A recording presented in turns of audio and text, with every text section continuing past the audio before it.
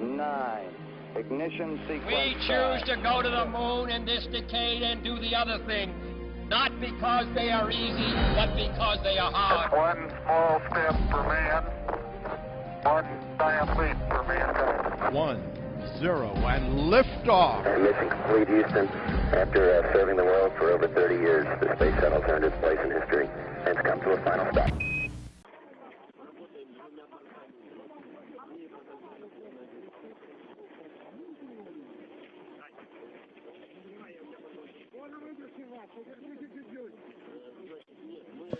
And now we're receiving our first video from the landing site. You can see personnel bundled up against the chill of an early Saturday morning on the steppe of Kazakhstan.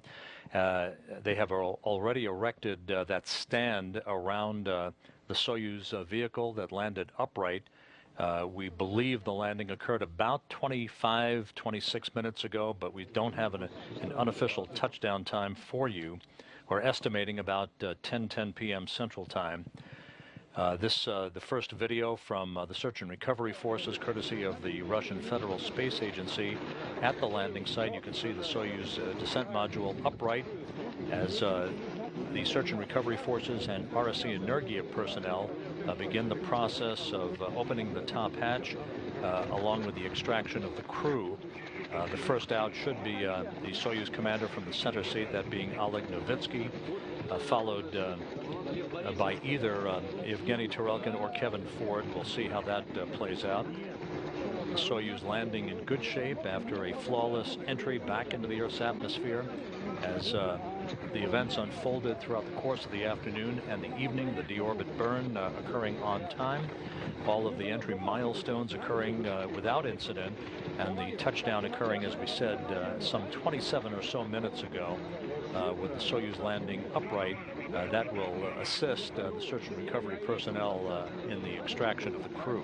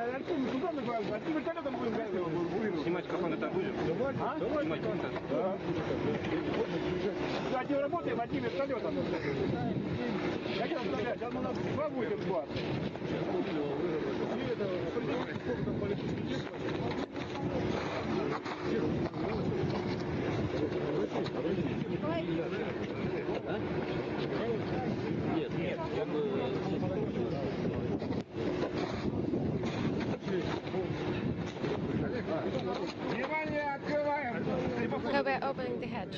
This is Mission Control Houston. Again, video from the landing site. This is live. You're looking at search and recovery personnel and RSC Energia technicians as they begin the process of opening the top hatch of the Soyuz vehicle to extract the crew.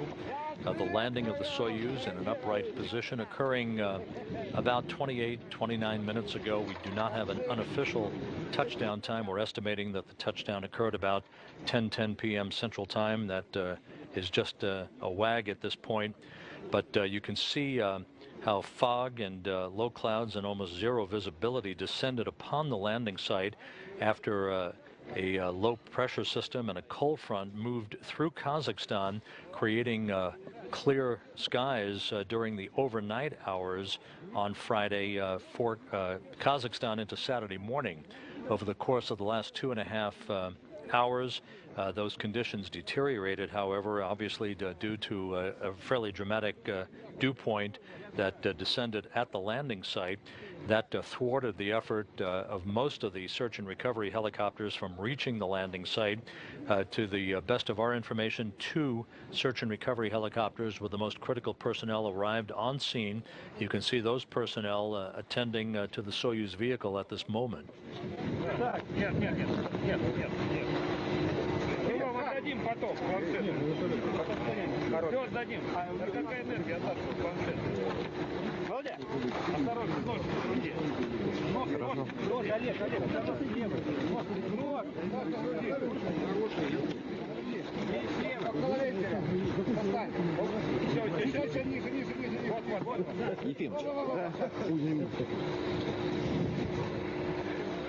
Ефимовцы так и не подошли, да? ВМ далеко еще. Далеко, да? Нет, тяжелый. Вот вроде и снег-то не глубокий, да? Отсюда, наверное. Да. А она... На пузо она не сядет. Нет, на пузо она не сядет. Да, он небольшой. Тяжелый снег. Не, ну правильно, эта машина приезжает всегда. Это вообще от машины вкусно, да? Тем более мы это все срочные грузы, а сегодня повезем на 12. Да, срочные грузы на 12, да? Успеем. Когда вы приедете? Ну мы дождаться будем. Вы тоже дожидаетесь? Да. Мы как заберем их? Будем дождаться. Ничего не делать.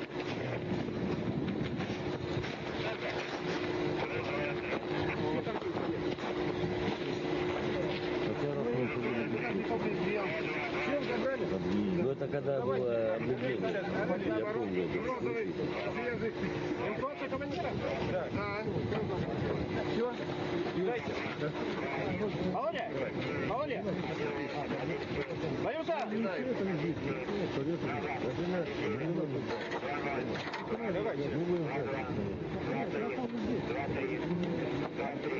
Здесь что доставать будет, да? Самое главное, если по дороге. Это в контейнере. Сейчас лес, а ты здесь не будешь.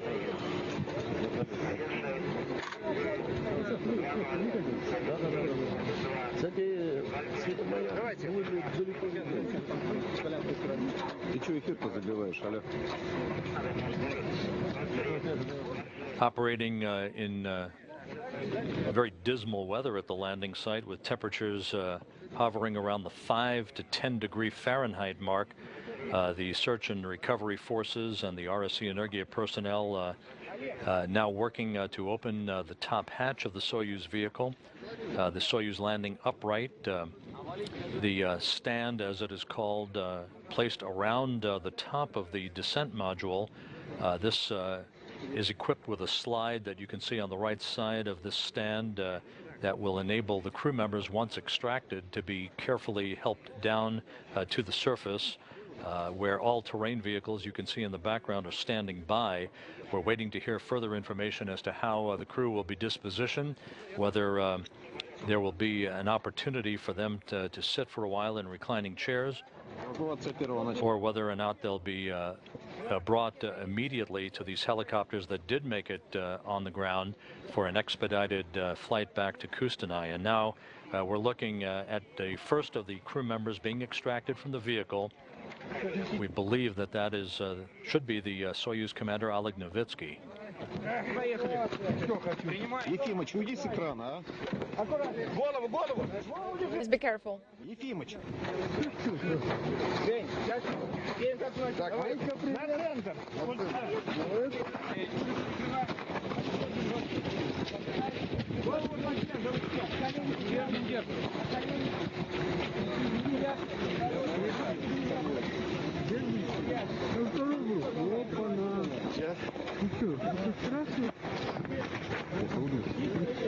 Давай мы прикроем люк. Я прикрою люк, попробуй сам.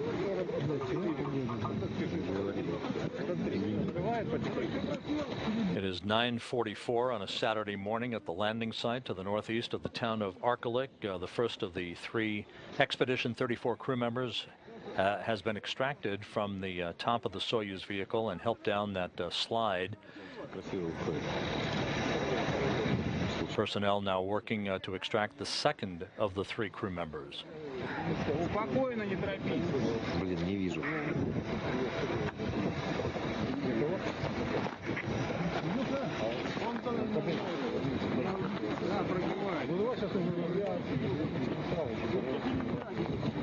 Пробивает, там Открывай, давай. Вот, голову аккуратно. Не, руки туда. Руки убери. Убери руку. Как самочувствие, Кевин? Тяжело было. Серега, молодец. Там готово все. Застелено все, да? Может быть, еще вертолет подогнать. Сейчас кто? Сейчас я не знаю. Молодец, умница, very good. Good boy. Вставай на кресло. Около С2 готовимся. Так.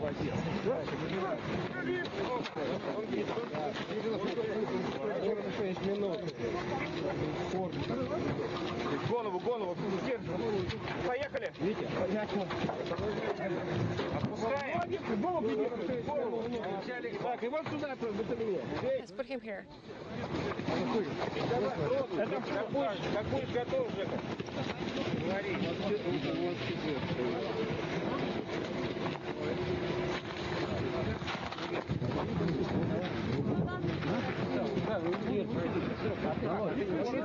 Володь, данные по медицине. Готов данные по командиру. Мешок вот, я тебе могу дать. Мешок вот, я тебе могу дать.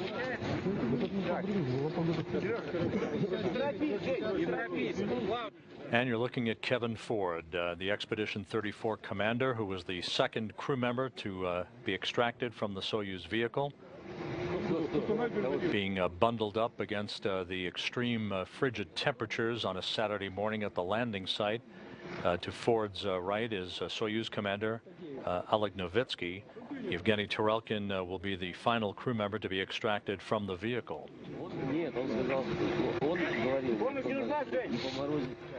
Kevin Ford completing his second flight into space and a total of 158 days in space on his two missions. The first as pilot of the shuttle Discovery on the STS-128 mission that flew in August and September of 2009, a 14-day flight of assembly and logistics at the International Space Station. Ford, Novitsky, and Tarelkin launched on October 23rd of last year from Site 31 at the Baikonur Cosmodrome in Kazakhstan, arriving at the International Space Station for a docking at the Poisk module on October 25th.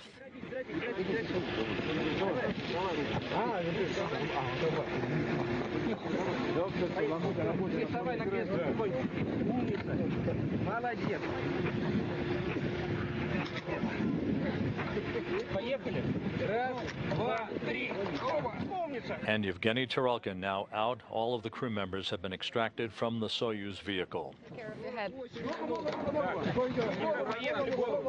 Slide down.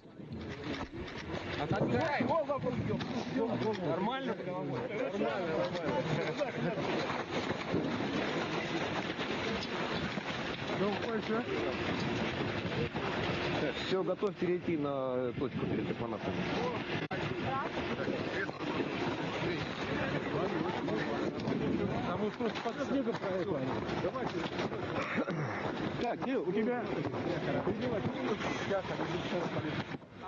Russian search and recovery forces attending to the crew members. There's a thumbs up signal from Tarelkin.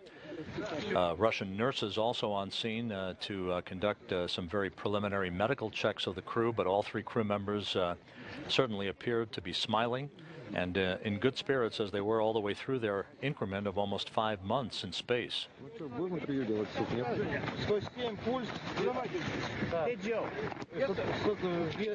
Let's take his pulse. Звук идет, нет? Все понял, хорошо.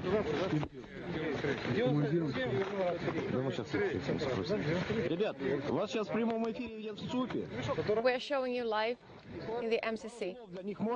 Can you say a couple of words for them? Because everyone was worrying about you. At the MCC, they can see you live right now. Please say something. Just a couple of words. We would like to repeat it once again. Right now? Soon. Give us 1 week. Once again, all three crew members out of the Soyuz vehicle being attended to. We're still waiting to hear further word on where they go from here. We do not know at this point whether the personnel, enough personnel, were able to land to erect an inflatable medical tent, or whether the crew simply will move on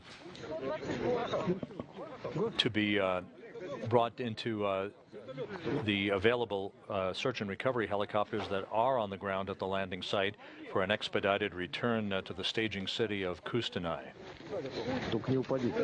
We still do not have an unofficial touchdown time for the Soyuz.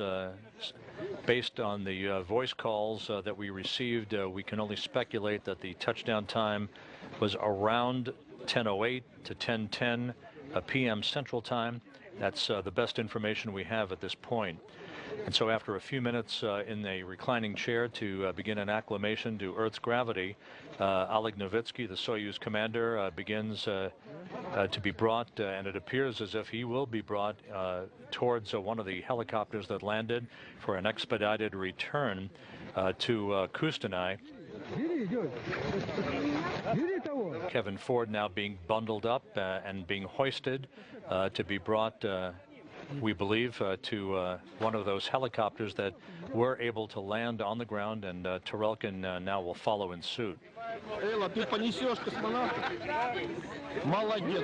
Will you carry Evgeny? Yes, I will. Good girl. So the search and recovery forces operating with dispatch, wasting little time against the inclement weather conditions at the landing site that deteriorated over the past 2 or 3 hours, bringing the crew members to helicopters.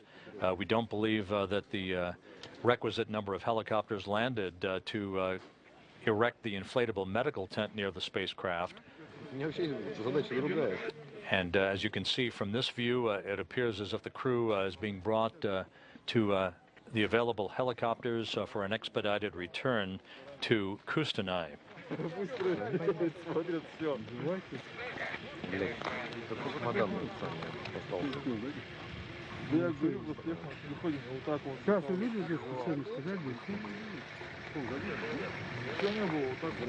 Сереж, делай это самое Малясовый эфир. Какая информация? Владимир Александрович. Да куда ты пошел? Расскажите. Расскажите. О чем? Что вы хотите, чтобы я рассказал? Как? Так, да? So to recap, it was all by the numbers this evening as the Soyuz undocked on time from the Poisk module of the International Space Station at 6:43 p.m. Central Time, executed a separation burn to begin phasing away from the station, at which point just over 2 hours later, 2.5 hours later, executed its deorbit burn at 9:13 p.m. Central Time and began the descent back toward Earth.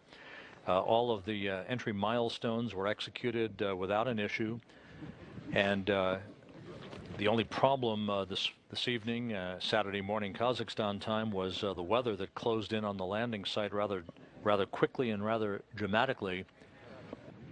That resulted in only 2 search and recovery helicopters and a series of all-terrain vehicles arriving at the landing site to attend to the crew instead of the usual dozen helicopters and a bevy of onlookers and personnel that normally would be present at the landing site. The crew, as you can see from the Soyuz vehicle that landed upright, the crew was extracted within minutes after the helicopters arriving at the landing site. They spent a few minutes in reclining chairs and were hoisted and brought to those respective helicopters, we presume, for an expedited return to the staging city of Kustanai in northern Kazakhstan, just across the border from Russia. We have not received an unofficial touchdown time. We can only speculate that it was around 10:08 p.m. or so Central Time. We can't verify anything more specific than that at this point. Communications were fairly choppy at the time of touchdown. All we know is that the Soyuz, obviously, as you can see from this live view, was in an upright state as it landed, and the crew members appear to be in good shape as they are being brought to the helicopters to take off for the trip, a 2-hour flight back to the staging city of Kustanai. We are speculating that they'll be brought to Kustanai. It is entirely possible that because of the visibility, they could be flown to an interim stop in Arkalyk, which is nearby, only about 36 miles away. So no information yet on where the crew will be brought to. There's a NASA plane at the airport in Kustanai. There is a Gagarin cosmonaut training center aircraft also in Kustanai, where the crews are normally brought back to be dispatched back home. But because of the weather today, we're only speculating that Kustanai is the initial destination for the crew. It could very well be that they're diverted to Arkalyk, so we'll be standing by for further information about that.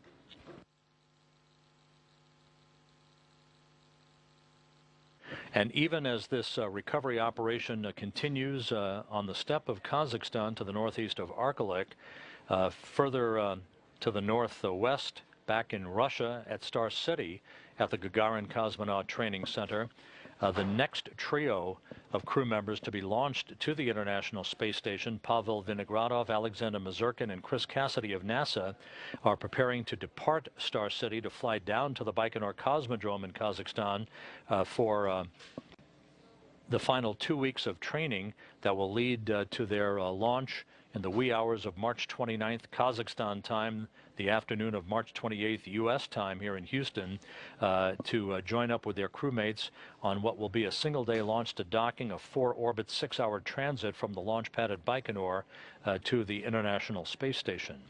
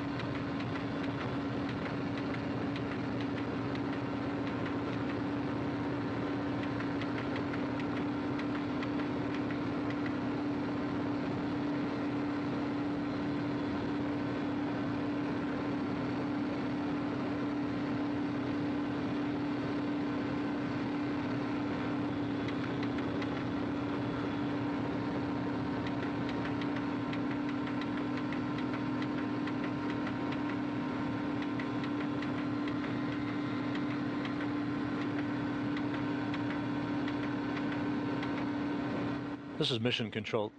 This is Mission Control, Houston.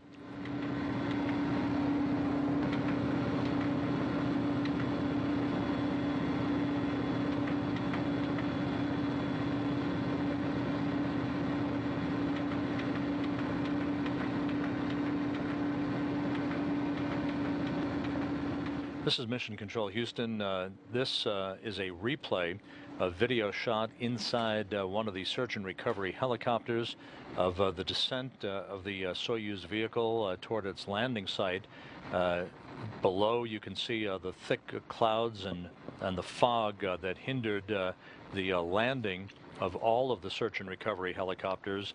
To the best of our knowledge, only 2 of those helicopters actually landed to expedite the extraction of the crew, which those crew members are being loaded back onto the search and recovery helicopters to depart the landing site for what we believe will be Kustanay, Kazakhstan, the prime staging city, but we do not have that confirmed.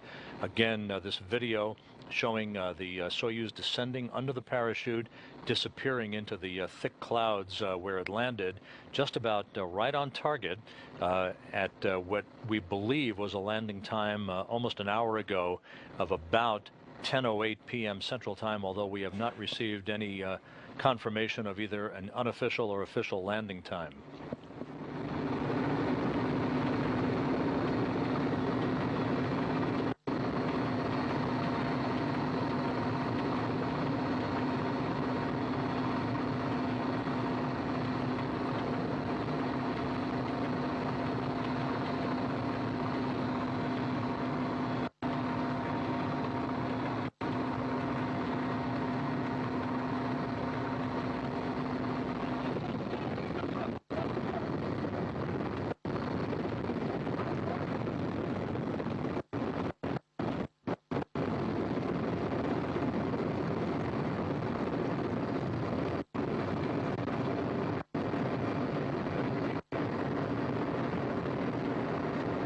Again, this is a replay of video shot from inside one of the search and recovery helicopters that did in fact make it down to the landing site. There are a dozen such helicopters comprising the search and recovery forces. To the best of our knowledge, only 2 of those helicopters actually landed, and you're seeing a video replay of the Soyuz having landed upright. That helped to expedite the extraction of the crew. The 2 search and recovery helicopters that did make it down in rather dismal visibility on this Saturday morning in Kazakhstan to the northeast of the town of Arkalyk quickly established a foothold, putting a stand around the Soyuz vehicle. You can see it being rotated a bit in this replay of the video of the post-landing activities of just under an hour ago.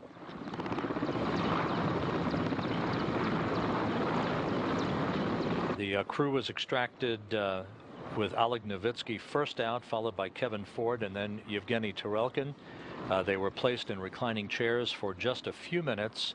The biting cold of this freezing, sub-freezing condition that obviously introduced fog and low clouds at the landing site, temperatures in the low teens at best at the landing site, resulted in the crew undergoing an expedited extraction and no inflatable medical tent nearby, and being brought to those 2 helicopters to take off for a unknown destination at this point. We can only speculate it would either be Kustanay or nearby Arkalyk, where we'll be standing by for further information on that.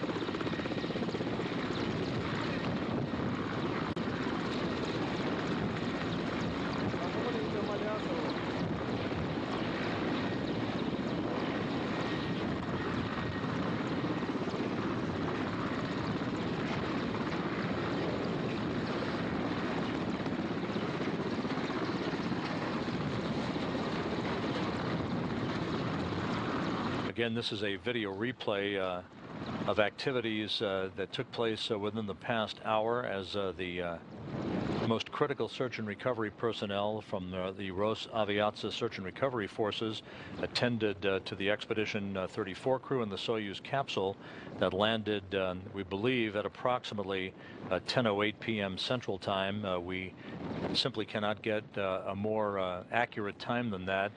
We just inquired once again at the Russian Mission Control Center outside of Moscow, and still no unofficial time of touchdown, but we are speculating that that touchdown occurred somewhere in the neighborhood of about 10:08 or so Central Time, 9:08 or so Kazakhstan time on Saturday morning. The Soyuz landed upright. You see the hardware associated with the stand that was erected around the spacecraft to help extract the crew and get them down to the ground, where they were put in reclining chairs for just a few minutes before being carried in those chairs to the two nearby waiting helicopters that did in fact make it to the ground. The search and recovery helicopters that did land were accompanied by a series of all-terrain vehicles that in part provided the television uplink for the video that we saw in real time about an hour ago of the extraction of the spacecraft, and that you're seeing right now. This is real-time video. You're seeing some of the all-terrain vehicles that accompanied the recovery of the crew within the past hour.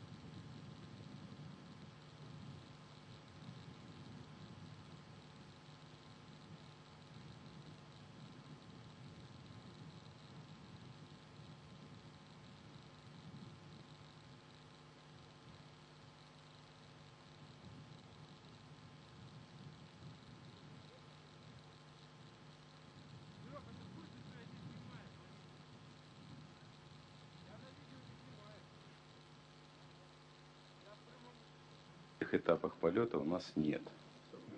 Все в порядке. Штатно. Everything is good. Everything was nominal.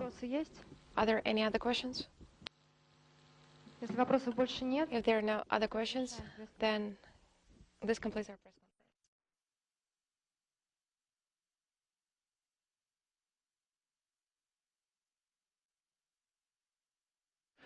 This is Mission Control Houston.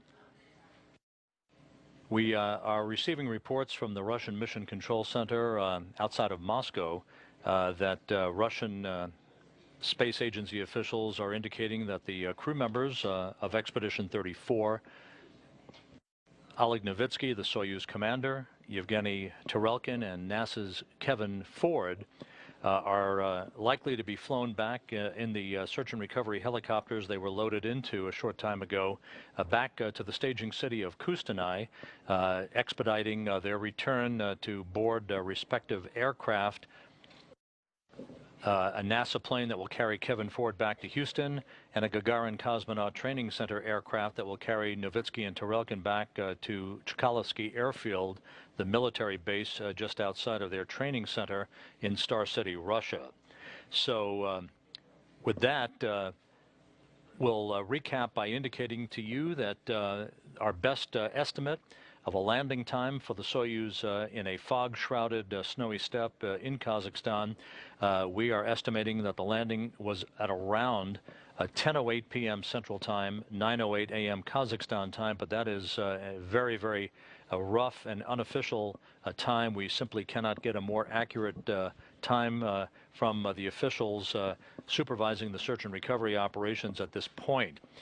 The more important issue was that the Soyuz landed upright, that the crew was quickly extracted and placed in reclining chairs just outside of the spacecraft in excellent shape, in good shape, smiling, signaling thumbs up as they began to acclimate themselves to a gravity environment after almost 5 months in space. They were carried in those reclining chairs to 2 nearby search and recovery helicopters that were able to land at the landing site initially with the most critical personnel to expedite the removal of the crew from the Soyuz.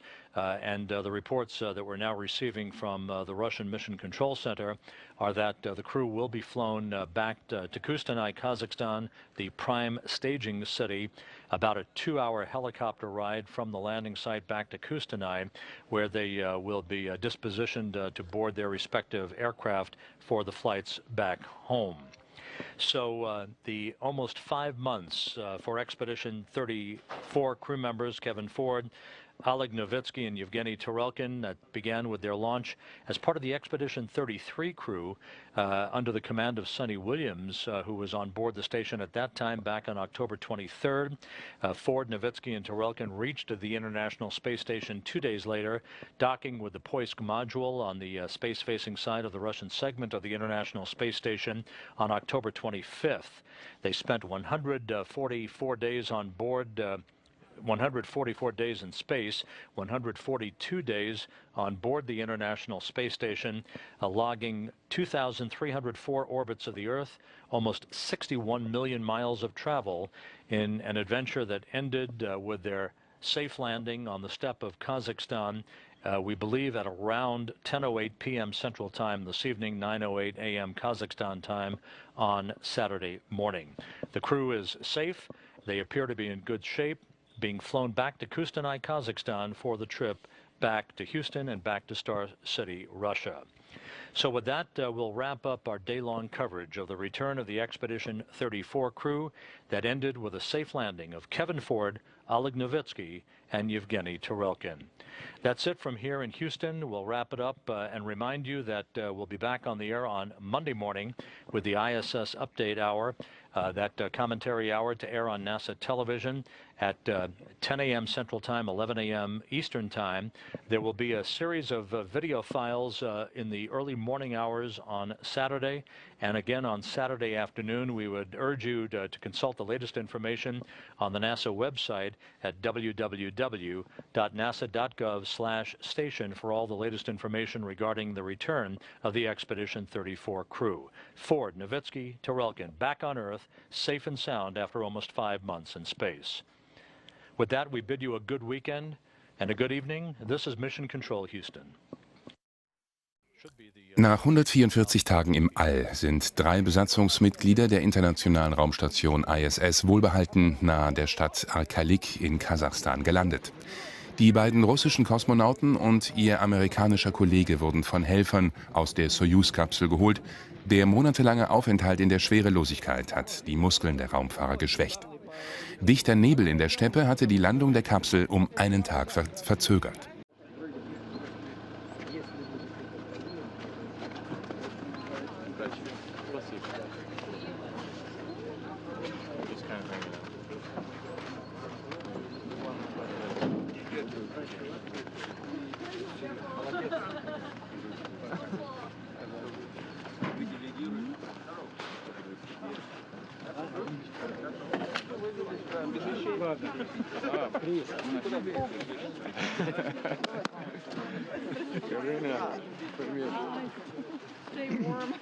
Это мой сын.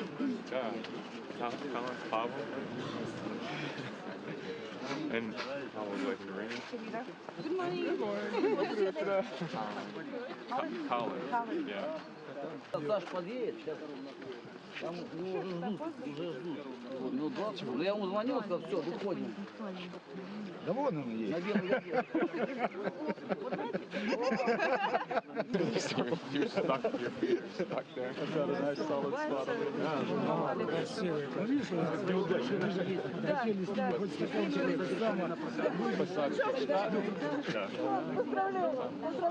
Не-не-не-не. Город решил. Так, а кто забрал? Крис, проходи. А кто забрал мой рюкзак?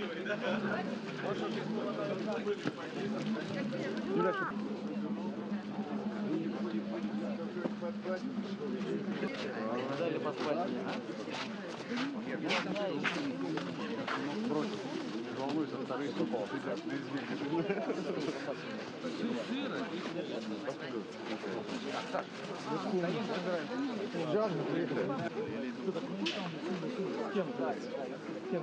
Идем.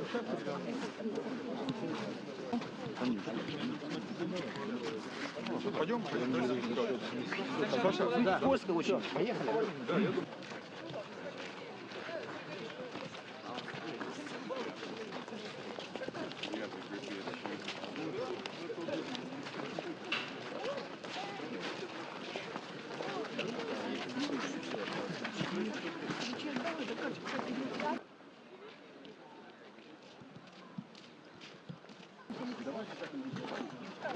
Может, ты нам лопаты дашь? Магаданские погоды. А чё вы, где вы были вообще? Где вы были? Так, внимание! Значит, сейчас фотографирование основного экипажа. Давай вначале официально, потом Саша. А он не, ну там уже надо. Сам хочу ребенок, чтобы... Да. Забираем. Иди пока к маме, я сейчас тебя заберу. Иди-ка. Ближе чуть-чуть. Вот так вот. О! Изобразите экипаж Чкалова.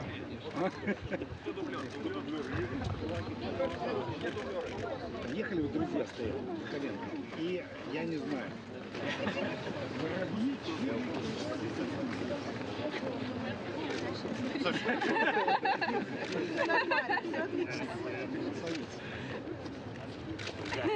И меня тоже.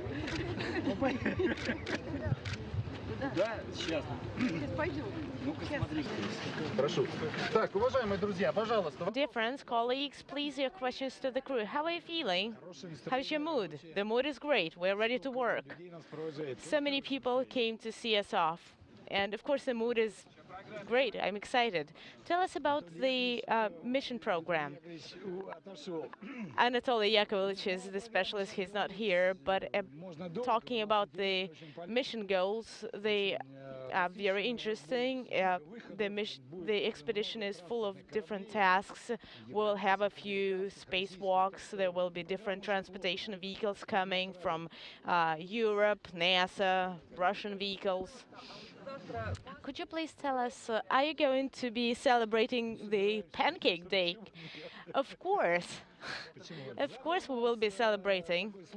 Tomorrow is going to be a rather difficult day for us. It's going to be Soyuz fit check, and we will be busy till very late in the day. But if we have some time, of course we will be celebrating. Well, here we are on the final day in Star City. We just had a farewell breakfast inside this cosmonaut Stolovaya.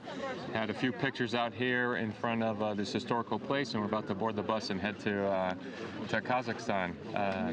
Because of the weather, we have to juggle airplanes a little bit, so myself and the prime crew will be heading out now, and Mike will be waiting for a few hours for another plane to come pick him up. So we'll link back up in Kazakhstan and have our first fit check tomorrow morning and get on with business to the countdown to our launch on the 29th here in Kazakhstan. They're already about an hour in flight.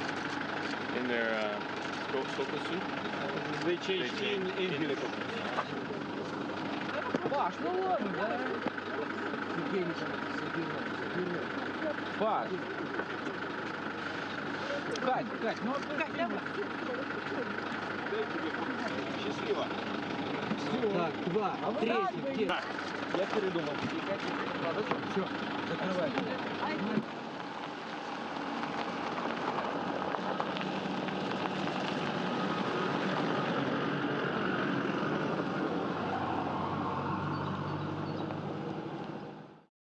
Als Reaktion auf die Drohungen aus Nordkorea ihre Raketenabwehr auf. Verteidigungsminister Hagel sagte, er wolle auch Pläne für ein weiteres Radarabwehrsystem in Japan forcieren.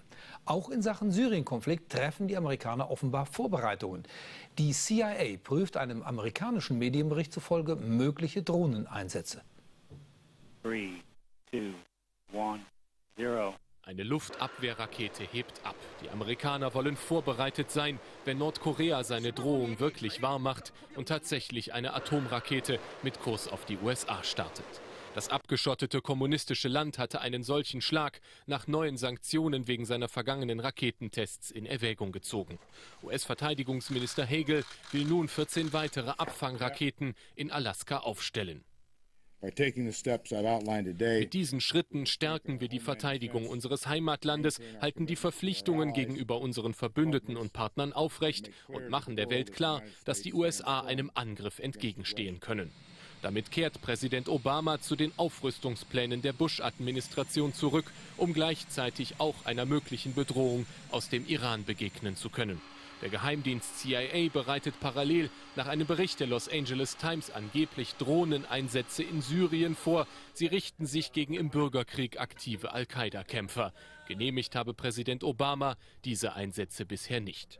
Während Großbritannien und Frankreich die Rebellen in Syrien gegen Assad mit Waffen unterstützen wollen, lehnt Obama das ab. Aus Angst, die Waffen könnten in die Hände der Terroristen fallen. North Korea tested a long-range missile in December. It conducted its third nuclear test in February. And just this month threatened a preemptive nuclear strike on the U.S. That caught the Pentagon's attention. North Korea's shrill public pronouncements underscore the need for the U.S. to continue to take prudent steps to defeat any future North Korean ICBM. But as far back as the State of the Union speech, President Obama said the U.S. would strengthen our own missile defense and lead the world in taking firm action in response to these threats. But Republican congressional sources say the president's actions have been anything but firm. In 2011, the administration mothballed one Alaskan missile field, arguing intelligence showed there wasn't enough of a threat. A short-sighted move, say the congressional sources. Quote, the intel didn't change. This is right where we expected North Korea to be.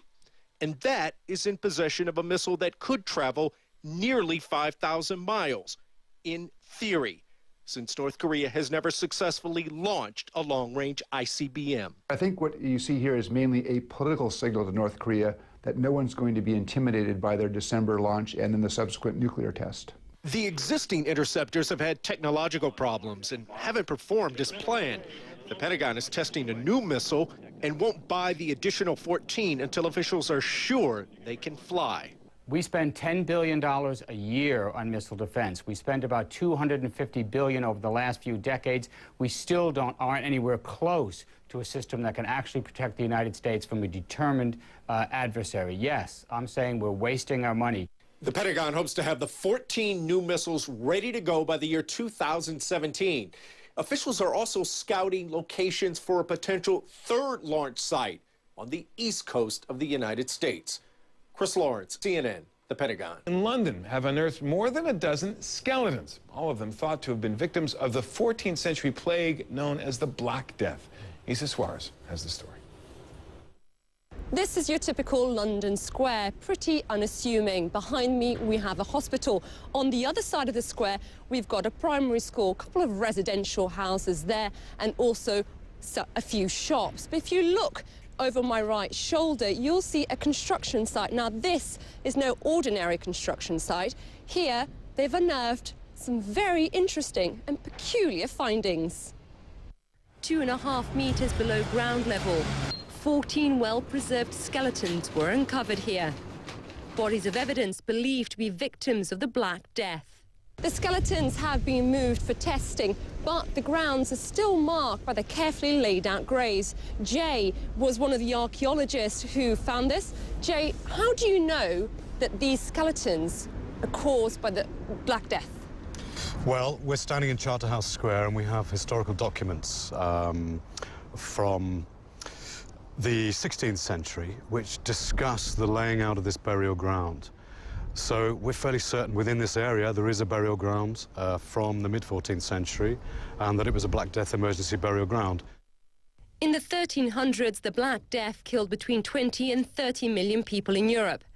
No human-to-human transmission, however, has been recorded in the past 60 years. How scary is it for the people here? Do they think, is it contagious? No, they don't. We've got a professional archaeological team working here, and many of them have experience of other cemeteries as well. The particular Black Death plague doesn't survive in the soil. It's something that was spread between, living beings only, so there's no risk. This is a tiny little square. Yeah. If I just get the camera to show, this is quite a large square. How much deeper do you think, how much further are you going to go to check out, to find other bodies? Do you think there'll be other skeletons here? Yeah, I mean, we won't be doing any more specific research in association with the Crossroad project, no, because, I mean, our remit is to deal with any archaeology that is going to be affected by the construction. What's your gut feeling, that there are more? There are more bodies? Yeah, I should think so. I'd be very surprised if there weren't. How many more skeletons will be found? Now that remains to be seen. Isa Suarez, CNN, London. Back to the living now and Premier League football. Manchester United at the International Weather Centre. Jenny, what does the circuit look like tomorrow to you? Should be a lot better, actually, whether there's any water left, of course, standing. But I imagine they'll do all they can to clear any standing water. You can see on the satellite that in the last few hours there's been some very heavy rain. Of course, Don was just telling us exactly about that and why they've had to cancel the rest of the practice rounds. And you can see across much of the southeast of Australia, and particularly Melbourne, some very heavy downpours came through. But as I say, that is actually on its way out. So for Sunday, for the rounds again in the morning, and then the actual race, of course, which is due to start at 5 o'clock local time, it should be partly cloudy, which means it should be dry. The winds coming in from the south, quite breezy, up to 25 kilometres an hour, and temperature-wise, at best about 18 degrees Celsius. Of course, that will depend just how much sun gets through those clouds. Now, from there, we head to a very, very wintry Europe. We've seen the snow coming in across the west and central regions. The last day, it's been across much of Eastern Europe, and you can see a lot of very unsettled weather generally across Europe. 11 centimetres is what actually came down in Minsk. There's not more really heading your way. Russia, we've had 19 centimetres of snow. We've got some pictures to show you. It was looking like we could at one time get more snow in Minsk, but as I say, it has actually cleared. And Moscow really has picked up probably the biggest amount, and there is some more on the way, so you can imagine what this has done. It's been very, very cold. The winds are pretty strong as well, so the wind chill was making the temperatures, certainly in Minsk, feel to be about minus 17. It's actually minus 14 in Minsk right now. Not quite as cold across in Moscow. So doing what they can to clear the snow. Looks rather disgusting there, doesn't it, by the time the dirt gets mixed in. I've got a couple of pictures to show you as well, because, as I say, it was Minsk that was really impacted too in terms of just the strong winds that came through. I mean, look at this, just blowing that snow all about.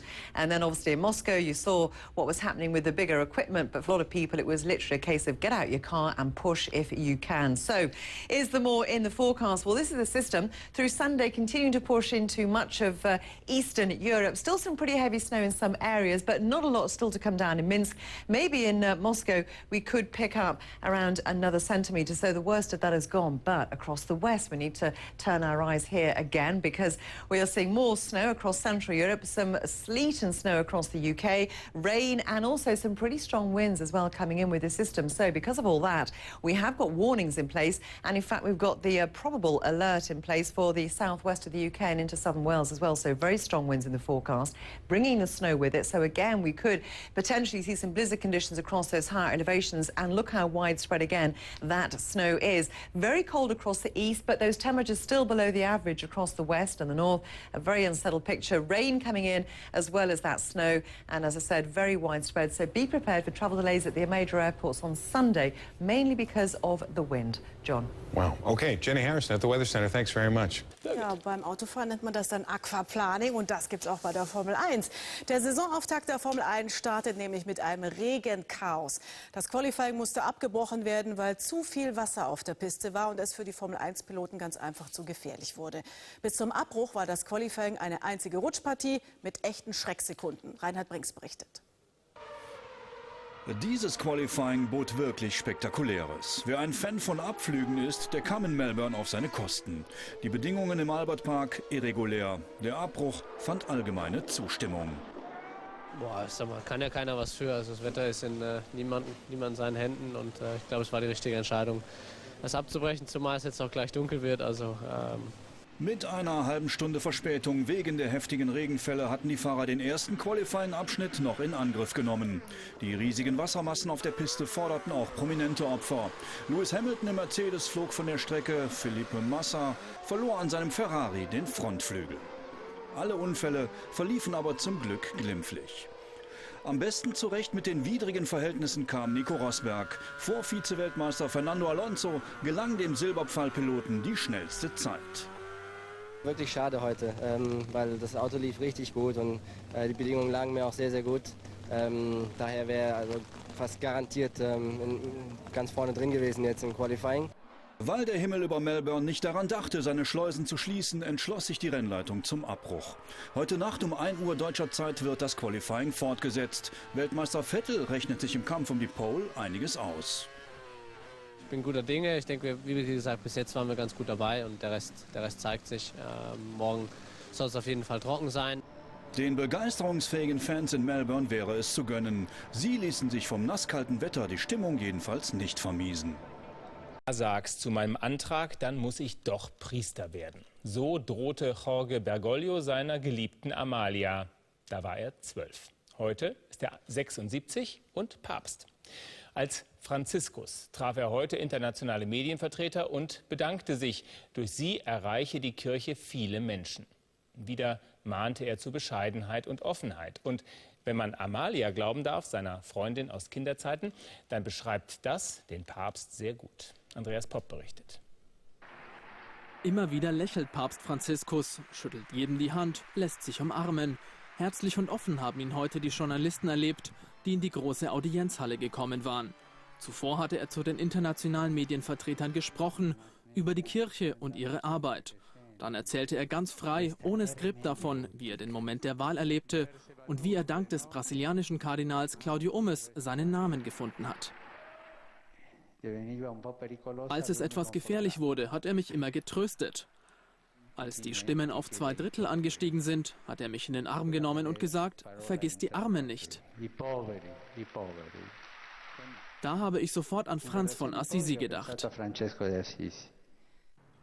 Schlicht und demütig wirkt Papst Franziskus bisher. Und so beschreibt ihn auch seine Freundin aus Kinderzeiten, die im zarten Alter von 12 Jahren einen Liebesbrief vom heutigen Papst bekommen hat. In dem Brief stand, dass er mich heiraten will und er uns ein Haus kauft, in dem wir zusammen leben können. Er sagte, wenn wir nicht heiraten, werde ich Priester. Dass er sich jetzt auf Franz von Assisi beruft, wundert sie überhaupt nicht. Er war wunderbar, ein netter Junge. Wir sind uns sehr ähnlich, sind bescheiden und lieben die Armen. Jetzt kann er sich als Papst Franziskus den Armen annehmen. Am Dienstag wird er offiziell in sein Amt eingeführt.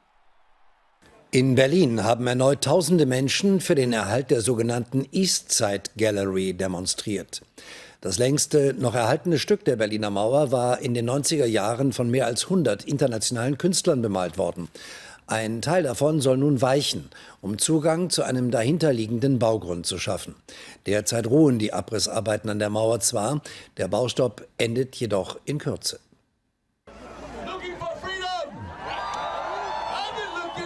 Prominente Unterstützung erhielten die Demonstranten heute von David Hasselhoff. Der amerikanische Sänger und Schauspieler war mit seinem Song Looking for Freedom bereits 1989 an der Mauer aufgetreten und hatte damit großen Erfolg.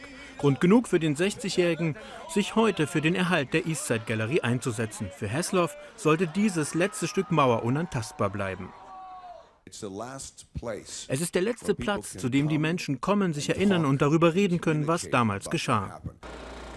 Für die Demonstranten kam die Unterstützung aus den USA gerade recht. Ein guter, cooler Typ, dass er herkommt, finde ich stark von ihm. Muss ja was getan werden, wa? Wenn die Politiker schon nicht kommen und die Amerikaner kommen mit, Hut ab.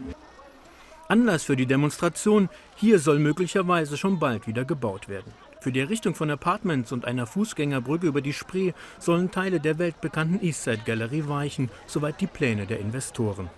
Doch nach den Protesten gibt es mittlerweile auch Vorschläge, den verantwortlichen Unternehmen Austauschgrundstücke anzubieten.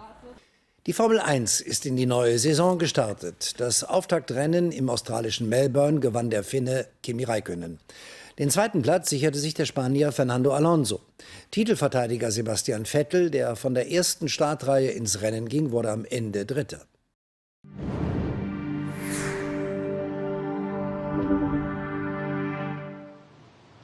Hi, Chris. It's Jackie. I'm from the CBC's The Nature of Things. And what I wanted to ask you on this great day you've managed to create an incredible platform while you've been up there. It seems everybody is tweeting, is watching, is listening. How do you want to use this opportunity?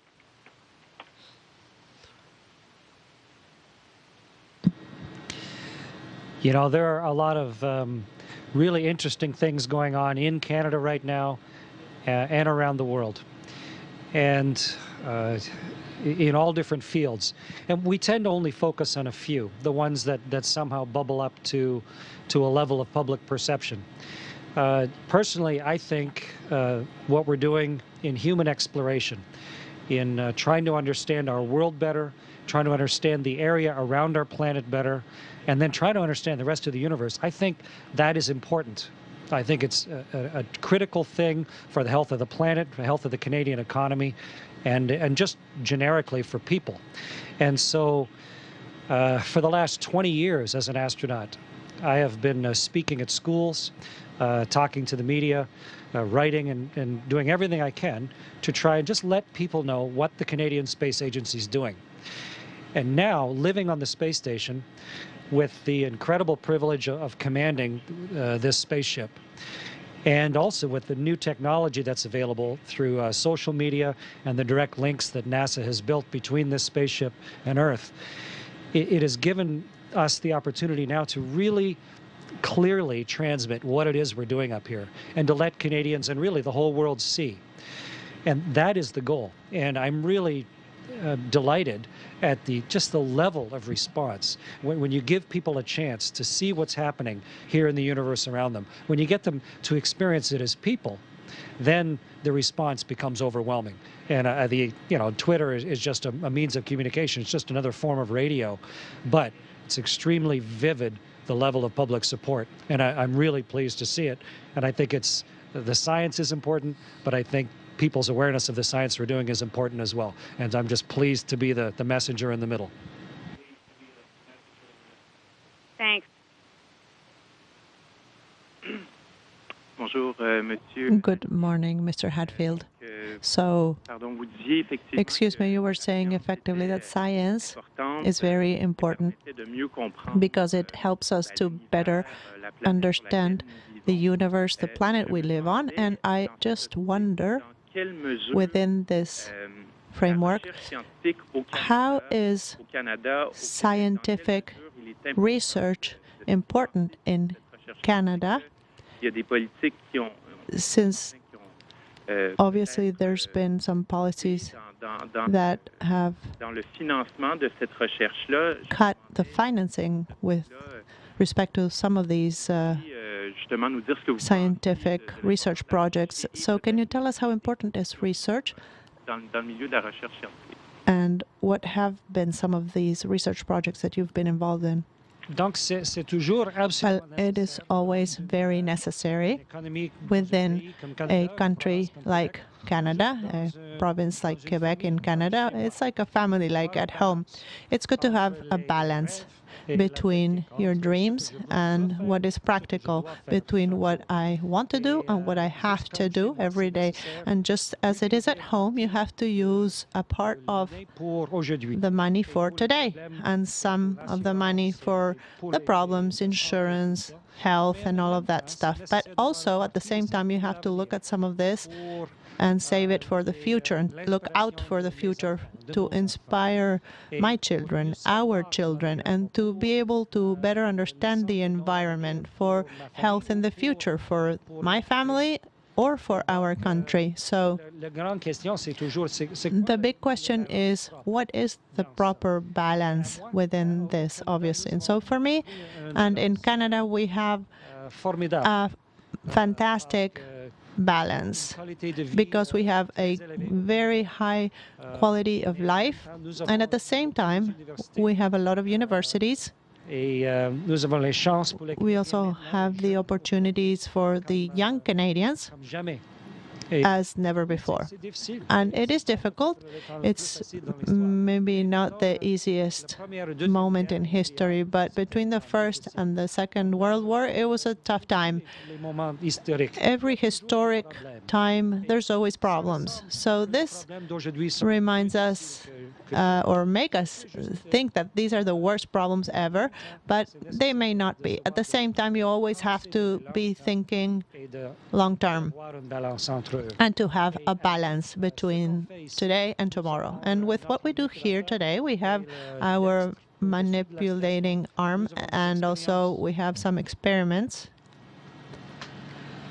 in the station, such as the microflow that was designed and invented in Canada, in Quebec. And this is a huge improvement for blood tests for Canada. This was an invention for the station, and thanks to the money for research, we were able to do this, but also it was financed by some Canadian businesses, and it's good for Canadian health. And it's not only my decision, obviously, but me, from what I do as an astronaut, is to work as hard as possible so that every penny that is given to the agency, to me, because this is my responsibility, I fulfill it to the maximum potential for me and for the station, for the space station program, and for Canada.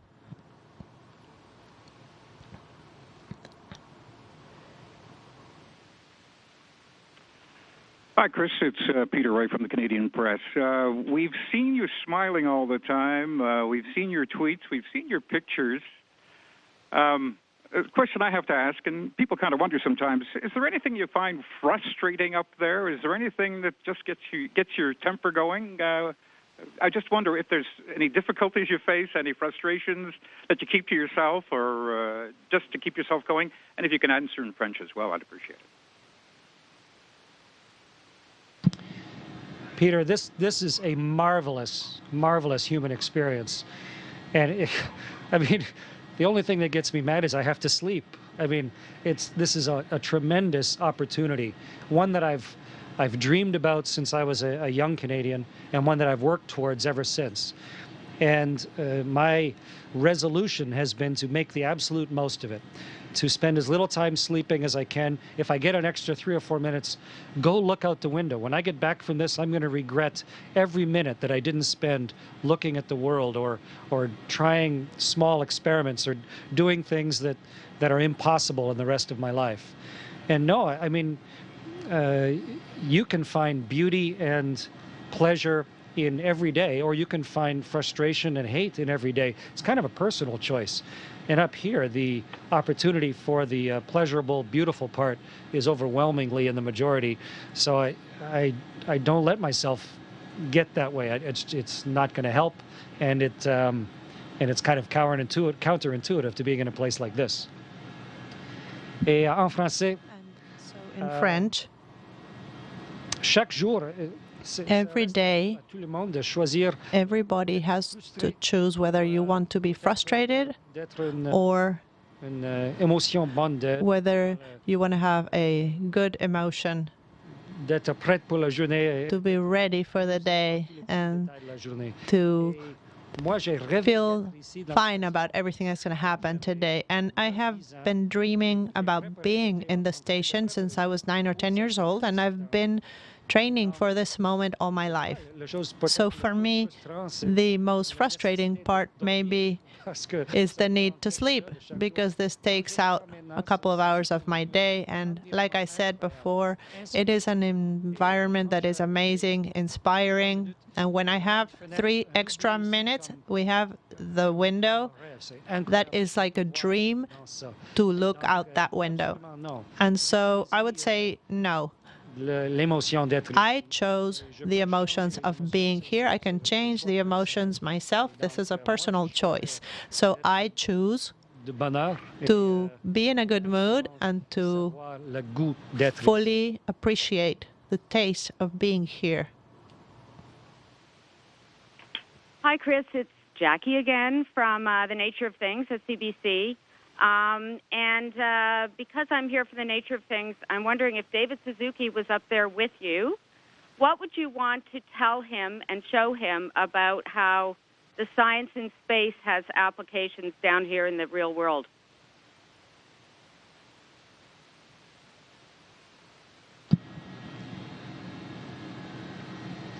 Jackie, the real world is a tiny little blue speck surrounded by everything else.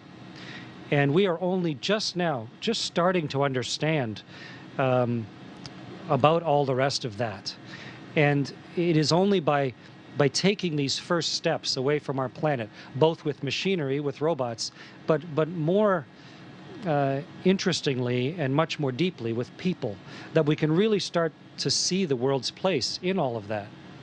And so for any person that came up, I mean, we grab each other by the scruff of the neck up here, but for any person that came up here to the space station, of course, the first thing I would do would be to take them to the big window so they could truly see our Earth, to understand the magnificence of it, the inevitable power of it, the size, the rolling beauty of it, but also the inherent fragility of it. And when you see the blackness and the harshness of the universe and the one layer of onion skin atmosphere that's around our planet, then it becomes so vivid in your mind that it permanently changes your thinking if you hadn't thought about it before. And then, of course, just the science that's on board. We're running hundreds of experiments on the space station that can't be run on the surface of the Earth.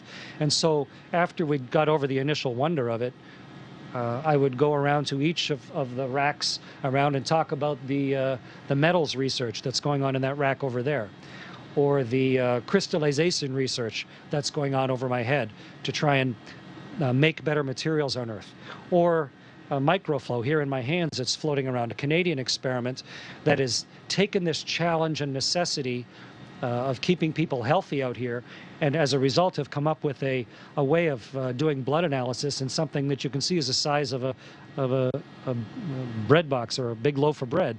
When you challenge people with a new extreme, with a new frontier and a new environment, they come up with new solutions. And mounted to the top of this space station is the alpha magnetic spectrometer. The control computer is right here beside me, and it is trying to understand the absolute stuff of the universe.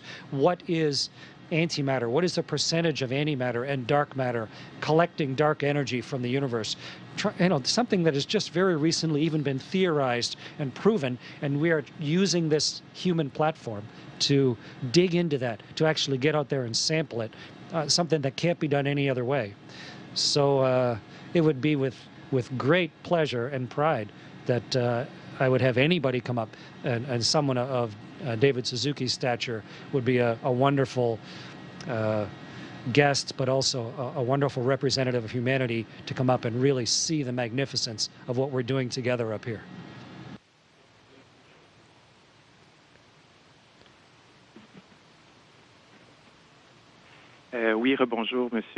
Good morning, Mr. Hatfield, France Amical Journal Après. I would like to tell you a quick anecdote. I had a colleague, Mr. Richard, that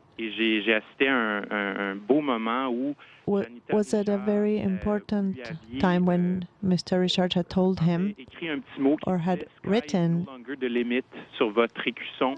by writing, "Sky is no longer the limit." And I saw this in the office, and for him, this was a very touching moment. So I just wanted to share this moment for you because I thought it was beautiful. I saw this on his wall. And I had a question. You had spoken, certainly you mentioned, you realize you're very well placed to realize that we are so small on this earth. And you mentioned how fragile the planet is. So I would like to know, what do you think about global warming when you look at it from space? Do you think in Canada we should change the things we're doing? In Quebec, should we maybe wake up strongly regarding global warming? What do you think? Yes, it is like having a glance here from the station when you look at Earth, because right now you can see a very large lake, not sure in French, but the Aral Sea, right between Kazakhstan and Russia. And during my life and my experience, the last 20 years, the changes there were amazing. And that was a human change that has occurred thanks to what humans have done. There was a huge lake, a great body of water. It's almost like a small ocean. And now there's almost nothing. It's just sand. And that is a result of our decisions, of what we have done. This is maybe the future for some of the other parts of the world and the planet and our country as well. So it's up to us to think about this, to see this, to know this. And it's hard to know, obviously. It's far from Canada, and you may say, this is not our problem, but that's not true. The big lakes are not unlimited. There is a limit of how much water there is in the rivers, in the lakes. So it is needed. It's very important for us to think of what we are doing. And obviously, we cannot change that quickly. The small changes are what can translate into a bigger change. And myself, as an individual, what you do, what each Canadian does, together, it is possible to make a change. But this has to be done gradually. Climate is changing naturally, and perhaps as a result of what we have done, our influence, like you said, the global warming, but it's not the first time in the planet's history, and it won't be the last. And so maybe we just need to be more responsible in the decisions we make and think of the longer term, more than 5 years, more than the upcoming elections, more than just one lifespan. And think about our grandchildren and even further. So with smaller changes and with very small steps, we may be able to keep the health of our planet for the future. Just one quick last one, Chris. Let's talk about social media. You have over 500,000 followers, last I checked, and counting. Can we talk about that in the context of all those that you've seen out there, of all the tweets that you've had, of all the images you've shot, but particularly, was there one that stood out? And the other part is, I understand your son Evan is also helping you out on this, so we can sort of wrap the whole social media together a bit.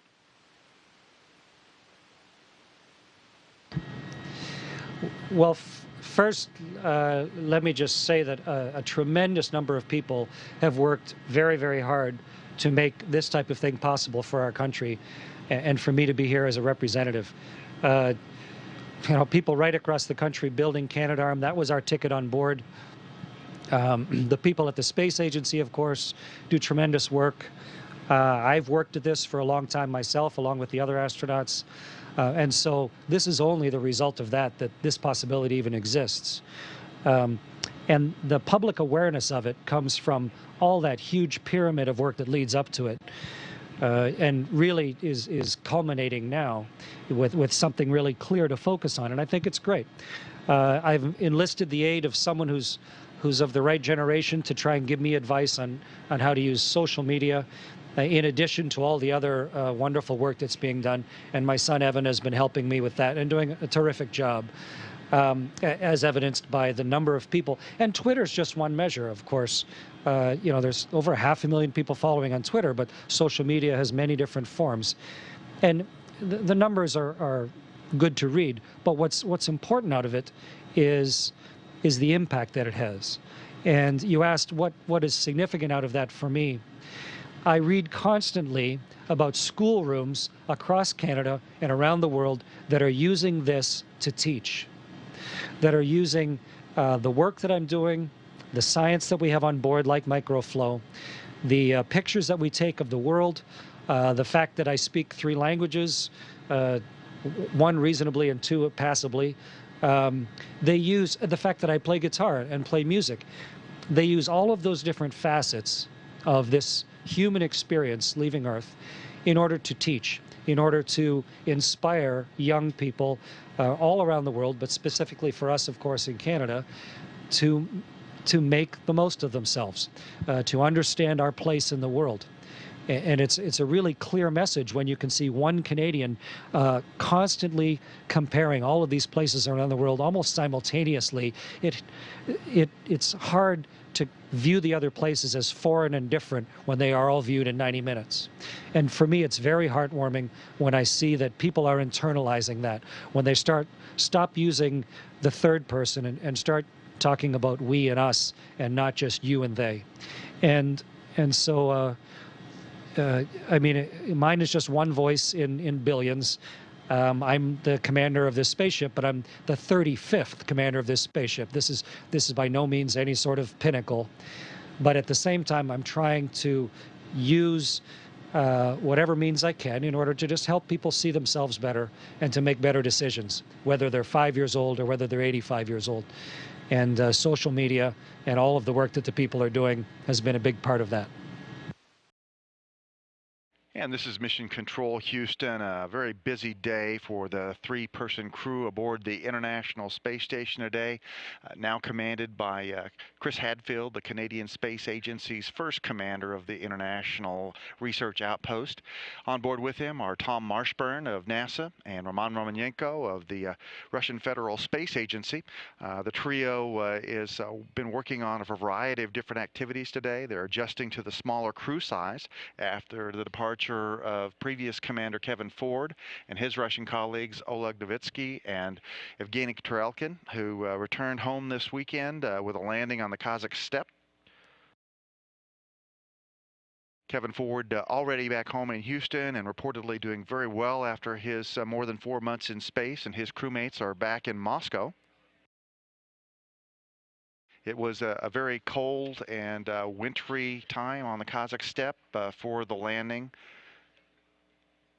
Several of the helicopters that were part of the search and recovery group were not able to fly out to the landing site, and so there was just minimal activity to recover the crew, but they did very well in the landing, and all were healthy after they're extracted. The capsule landed in a normal vertical condition, and the crew was extricated as planned. Today, the crew is working on a variety of different experiments on board the space station. Hadfield has been reinstalling a computer that's used for the material science research rack after a software upgrade. He's also been changing out samples on the coarsening in solid liquid mixtures 2 experiment, and that's an experiment in which small particles shrink by losing atoms to larger particles, and that creates larger particles that grow or coarsen within a liquid matrix of lead and tin. The study is trying to define mechanisms and rates of how fast things coarsen that would be useful for anything from turbine blades to dental fillings to aluminum alloys. Hadfield also copying images and installing new samples in the binary colloid test experiment that looks at how things that are mixtures of solids and liquids behave in the microgravity environment. Tom Marshburn has been swapping out some cartridges with the Hikari experiment on board the space station. The Hikari experiment is a Japanese experiment, and it looks at the growth of homogeneous crystals in microgravity, and is hoping to learn some things about that kind of growth that will help improve solar cells and semiconductors on the ground. Marshburn also is stowing away some of the hardware from the Medaka fish experiment. Much of that is coming back on the Dragon spacecraft when it returns home at the end of the week. Roman Romanenko, we're working on removing a controller panel for the automated transfer vehicle. That's the European Space Agency's cargo vehicle, and he's doing that work in the Zvezda service module. And all the crew members are going to be conducting a conference with the future crew members for upcoming Expedition 36, Karen Nyberg, Fyodor Yurshkin, and Luca Parmitano.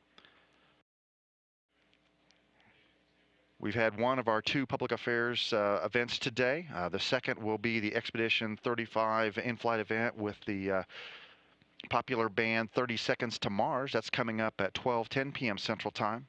And over the coming week, all the crew members will be involved in final stowage of cargo to be returned to Earth on the Dragon cargo spacecraft. Stowage is about 54% complete now, and Dragon is scheduled to be robotically unberthed at 5:20 a.m. Central Time on March 25, and then re-enter the Earth atmosphere and splash down the Pacific Ocean for recovery and return of those samples and other equipment to the Earth from on board the International Space Station. All systems on the space station working very well as the crew continues through its day, and flight controllers on the ground work on a periodic test of the efficiency of the solar array cells. This is Mission Control Houston. This is Mission Control. Are you ready for the event? Ready for the event. Hey Tom, this is Jared from 30 Seconds to Mars. Can you hear me? Hey Jared, read you loud and clear. Great to hear your voice. Welcome on board the space station. Thank you so much. You look happy and healthy floating around there. Yeah, feel happy and healthy. Everybody's taking good care of us up here. Just finished a weight workout actually after a day of working on experiments, so it's been a lot of fun. So is it the end of your day right now, the beginning of your day? What's it like for you right now? So right now it's mid-afternoon. We're on Greenwich Mean Time. I woke up, started after breakfast, started doing a bunch of experiments in the Japanese module, the Kibo, and actually setting up a series of experiments that'll be going on over the next couple of weeks. Had lunch, continued on with the work in the laboratory, had a couple of workouts, and here we are in the middle of the afternoon now. That's interesting. Do you have to work out a lot up there? Yeah, as a matter of fact, you do. You know, being in space in zero gravity, where your body doesn't have to work at all to stand up, to sit down, or even to lie down, me floating in space is more relaxing to the muscles than even lying in bed on Earth, since we don't feel the effects of gravity. So we would turn into jellyfish probably if we didn't work out. We work out on a treadmill. Right here to the side of me is a cycler ergometer, stationary bike, if you will. And we have a great resistive exercise device. We can lift up to 600 pounds. I can't do that, but one could. And so we're working out the bones and the muscles to keep them all strong. It's pretty important to be functional when we get back home. So you sleep really well up there? Oh, you know, it's probably different for different people. When I first got here, I was so excited and so much that I wanted to do that I did not sleep just great. It's kind of like if you're really busy at work and you have deadlines or that kind of thing, it's a little bit hard to sleep. But as you progress, as your body gets used to floating as well and not lying against a bed and your head's not against a pillow, as you get used to that, the sleep becomes just wonderful. Oh, that's amazing. And what about eating? How often do you have to eat? Do you have to eat extra calories while you're up there? Or? You know, we listen to our bodies and eat when we're hungry. We were told that we can lose weight if we don't work at it. There's something about, we don't quite understand it, but something about living in zero gravity, even though we are floating a lot of the time. Maybe it's all the workouts we do. But we need more calories than we think we do. And so we eat a good bit. We have this pantry that's just stocked full of stuff. We can eat whenever we have time. And there is time set aside for each meal of the day. So we work it in. The food's great. What about dreams? What are your dreams like up there? Are they vivid? Are they different? You know, I've talked to a lot of astronauts about that, and my dreams have not changed. But I understand a lot of astronauts have floating dreams. That's typically the most common kind that are different. Well, I take that back. I did have one floating dream. I was outside the space station, not in a spacesuit, floating around the outside and looking at it. It was a little bit exciting, a little overly exciting at the time, but when I had the dream. But it was a lot of fun, actually, too. Does it feel spacious up there? You know, it actually does. So you're looking at this module here, and we're surrounded by outer space just on the sides here, and the top and the bottom, surrounded by outer space all around. And you'd think it'd be kind of confining, but the space station is about the size of a 5-bedroom house, and you don't have to stand on the floor. I can use the wall as a floor. I can be up on the ceiling. So you actually have more space than you think you do. It's easy to move around. We can float by each other. Sometimes we move these racks up. We obstruct the area completely, but we can still easily float on by. So actually it feels quite spacious. I don't feel confined at all. Well, that's amazing. Do you ever listen to music while you're up there? I do. During workouts is the most common time, I think, when people listen to music. Sometimes, not me, but others might listen to music while they're working on their laptop, something like that. So music's very much a part of our lives up here. Chris Hadfield is a musician himself, a performer, and so he's been playing and recording some music up here. But quite a few astronauts actually play instruments. I play a little classical guitar myself. But listening to music helps us get through the workouts, and for some people might help them relax at night as well. Got it. Did you get the CD from a little band called 30 Seconds to Mars with a song called Up in the Air? Did you get that? Did it make it up there? Oh my God! Oh, that's Do you mean great. this CD? It's now doing something it could never do on the Earth. Oh, man. That's incredible. That's amazing. The CD is flying up here. Very, very cool. That's a moment of that we'll never forget right there. Thank you so much for spinning that around. We've been wondering and thinking about that a lot. That's great. That's wonderful. We found it surprising that you guys are still listening to CDs too. Oh yeah, we have that. We have other devices, just can listen to WAV files, that sort of thing. But having a CD around is very nice as well. I actually wrote a little note to you guys. I hope that you got it. It was in the CD alongside it. Sure did, Red. It was very nice. Really appreciate it. We pulled it out and read it after Kevin had left. He didn't have a chance to see it, but Chris Hadfield had a chance to read it, and Roman Romanenko, our Russian colleague. And when 3 more come up, we'll have a chance to read it as well. But it was very nice. Thank you. Well, on behalf of me, Jared, Shannon, and Tomo from 30 Seconds to Mars, we're really so proud to have shared this with you guys here at NASA. You teach us time and time again that the impossible is indeed impossible, and keep pushing on the limits of technology. And it's just such an amazing and inspiring thing that you're all doing. I'd love to ask you a couple of questions that we gathered from fans around the world, if that's okay. Oh, please. That'd be great. This is from @MarsMummy. That's the Twitter handle. What's your most memorable moment on the ISS? That is really hard to say, but there's 2 that I think, in 20 years from now that I'll still be thinking about. One was my last few seconds on my spacewalk that I did when I was on a shuttle flight up here on a construction mission. And it was my last few seconds on my last spacewalk and just looking down between my feet down at the Earth. And I believe I was looking at the Kamchatka Peninsula on the eastern coast of Russia and looking at the mountains in the Alpenglow. And that was a spectacularly beautiful moment, but a poignant one for me because I didn't know if that would be the last spacewalk I'd ever do. And as it turns out, it probably was. The other moment, most of us share our best moments with a colleague. And another moment was looking out the window looking at the East Coast with a storm again at sunset. There was lightning.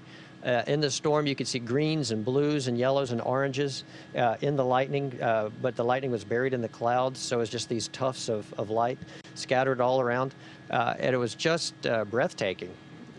Really felt at that moment almost like an alien looking down at Earth, seeing something that otherwise you just couldn't see. So I'll certainly never forget that, particularly because I was able to share it with one of my crewmates. That sounds beautiful. At Elena _DCAS says, if you could choose to live either in space or Earth, which would it be?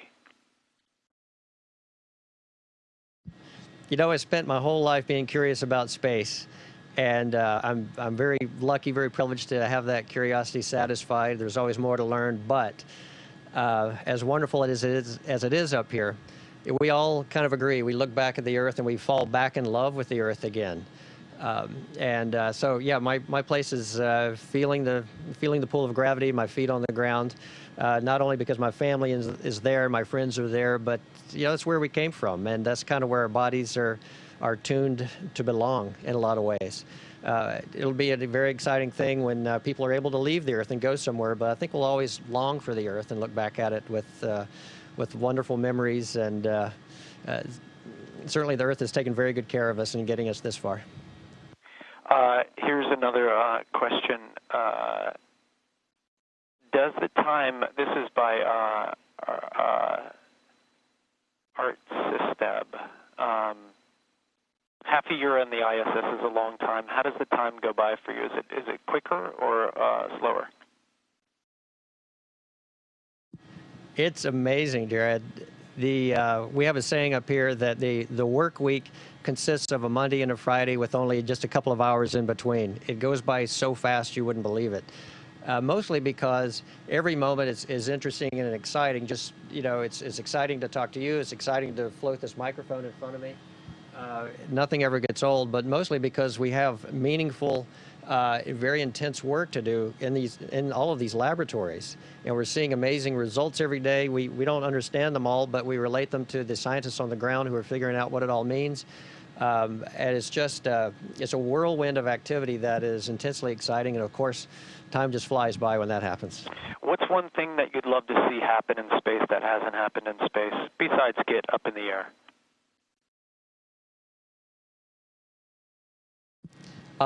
If you mean as a nation, we'd love to get back outside of low Earth orbit.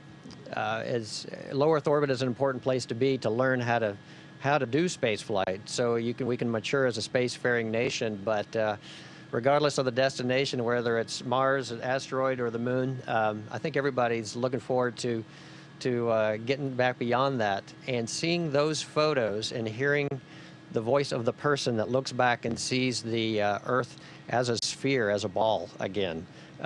That's an incredibly meaningful moment, and looking forward to that happen again.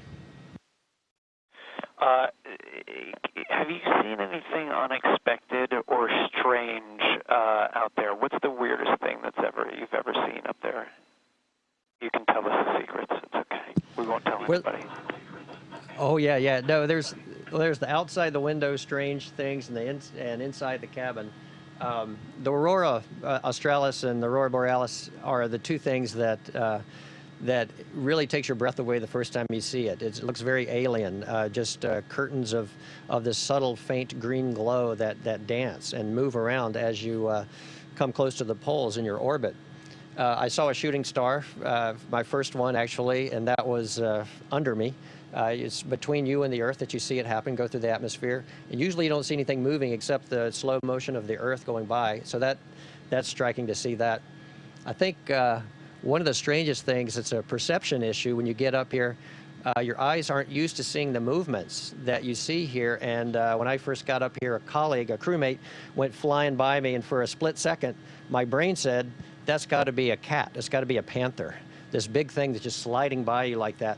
And of course, you see it and you know what it is right away, but the perception for a split second kind of makes your heart jump, and you go, what was that? And you go, oh, it's just my crewmate. So your perception gives you a lot of strange alien feelings when you're inside the cabin as well. Wow.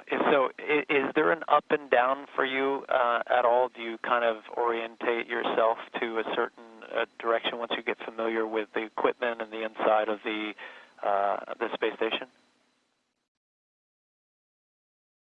There are parts of the space station where there is no up and down. It's kind of like you're a hamster inside of a little tunnel. But places like this, you know, it might look to you like there is an up and down, but I've got the galley right behind me that's on the ceiling, and the longer you spend up here, the less you care what the name of the surface is. They're all the same. My feet might be on what we call the deck right now, but it could be a ceiling, it could be a wall, it could be anything. Really, and as you adapt, you get used to that, and you can just spin around and orient yourself very easily. So there's just a lot more space and no real up and down. The more time you spend here.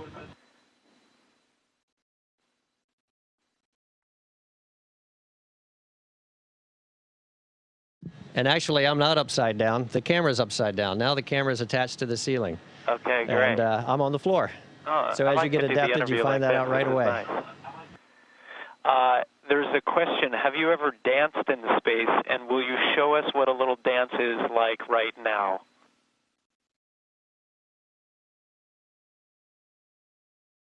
Okay, the answer to the first one is no, I have not danced in space, and therefore I can't show you any dance that I would do, but there are certain things you can do in space that dancers cannot do on the ground. It's not fair because I don't have to deal with gravity, but it's something like this.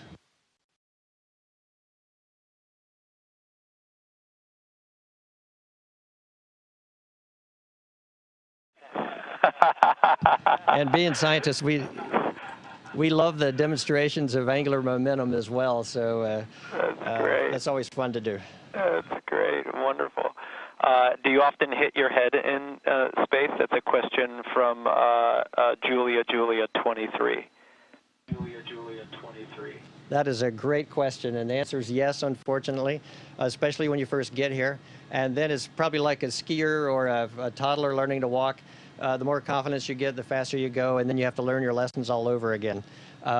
So I don't whack my head on hatches anymore, but you know, you get busy, you lift your head up, and you might hit a laptop. You see things all around us. So yeah, your head gets used to getting bonked quite a bit, and the more experience you get, the more you learn to look behind you before you start to move around too much. We have 1 minute left, so just a couple more quick questions. Being up in space, does it make you think about humanity differently? Absolutely, because the world is so beautiful from what we see, but we don't see the activity of the humans down there. We read about it, and it's all astronauts say this. You see the Earth, there's no borders. The atmosphere is only just about an inch thick if you hold your hand out and do your fingers like that. So the Earth is an incredibly fragile, precious place where the humans live. And so it gives you a lot of love for not only the planet, but for the humans on it. And sometimes wish we could behave better sometimes down there, but ultimately it gives you a lot of a thrill and a lot of confidence in the future of the human race. Well, our band is called 30 Seconds to Mars, and someone wants to know if we'll ever actually be 30 seconds to Mars. Oh, I think there's no question at all. The question is when. Mars is kind of a sister or a brother to the planet Earth, along with Venus. A lot to learn there, and that seems to be a logical place for humans to go someday. So I think there's no question we will be. Well, maybe you can make a dream come true and just say our band name from space one time so we can have it blasted out to the universe.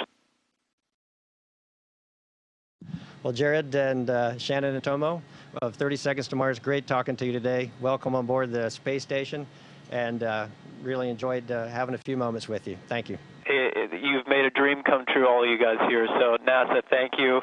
We love you guys. We'll see you next time. We'll see you next time. Thanks very much. We're all waving to you and smiling ear to ear. This has been a pleasure, and we'll see you another time. Thanks so much, and safe travels. Thank you very much. Yeah, y'all travel safely too.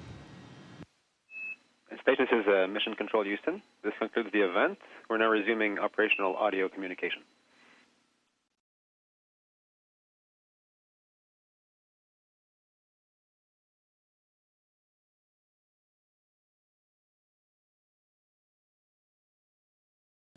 Das erste gibt es von heute an auch als App. Mit der kostenlosen Anwendung steht das gesamte Programm wie Talksendungen, Sportschau, Reportagen, Tagesschau und Tatort sowohl live als auch zeitversetzt als Video zur Verfügung. Zusätzlich gibt es Informationen zum Programm. Die App gibt es sowohl für Apple als auch für Android-Geräte.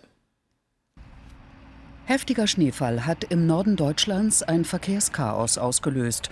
Wie hier in Hamburg musste der Winterdienst bereits in den frühen Morgenstunden ausrücken, um die Straßen zu räumen. Es fielen bis zu 20 Zentimeter Schnee. Besonders betroffen war Schleswig-Holstein. Von fast allen Autobahnen wurden Staus gemeldet. Lastwagenfahrer verloren die Kontrolle über ihre Fahrzeuge. Bis Mitte der Woche soll es weiter schneien. Damit lässt der Frühling also weiter auf sich warten. In Israel hat die neue Mitte-Rechts-Regierung ihre Arbeit aufgenommen. Die Koalition stehe vor den größten Herausforderungen seit der Staatsgründung 1948. Das erklärte Premierminister Netanyahu mit Blick auf den Iran. Nach seinen Worten sollen die Friedensverhandlungen mit den Palästinensern wieder aufgenommen werden. Wichtige Ministerien sind allerdings mit Politikern besetzt, die als klare Befürworter des umstrittenen Siedlungsbaus im Westjordanland gelten. Bundesverteidigungsminister de Maizière ist zu einem Kurzbesuch im westafrikanischen Krisenland Mali eingetroffen. Nach Gesprächen mit seinem Amtskollegen Camara und Übergangspräsident Traoré sicherte der Minister Mali langfristige Unterstützung zu. Die Bundeswehr werde mit Transportflugzeugen und Militärausbildern helfen, solange dies nötig sei. Von April an sollen malische Soldaten im Rahmen einer EU-Mission für den Kampf gegen islamistische Rebellen ausgebildet werden. Als genau vor einem Jahr Joachim Gauck zum Bundespräsidenten gewählt wurde, da waren viele Deutsche froh. Endlich saß ein Staatsoberhaupt im Schloss Bellevue, der nicht ein verquastes Politikersprech als weise Worte ausgab, sondern der gerade auch der Politik wahre Worte sagen sollte. Manche erwarteten auch mehr vom ehemaligen Kirchenmann Gauck, als der selbst leisten wollte. Er würde sich wohl selbst als bescheiden und bürgernah, aber nicht besserwisserisch bezeichnen. An seinem Jubiläumstag gibt er deshalb auch keine Party zu Hause, sondern ist auf Dienstreise in Äthiopien. Robin Lautenbach. Er ist zwar der Bundespräsident, aber ein bisschen ist Joachim Gauck auch immer noch der Pfarrer aus Mecklenburg. Das zeigte sich, als er heute in Addis Abeba einen Kirchenführer ehrte, der 1979 vom damaligen sozialistischen Regime ermordet wurde und dessen Schicksal in den Kirchen der DDR wohl bekannt war.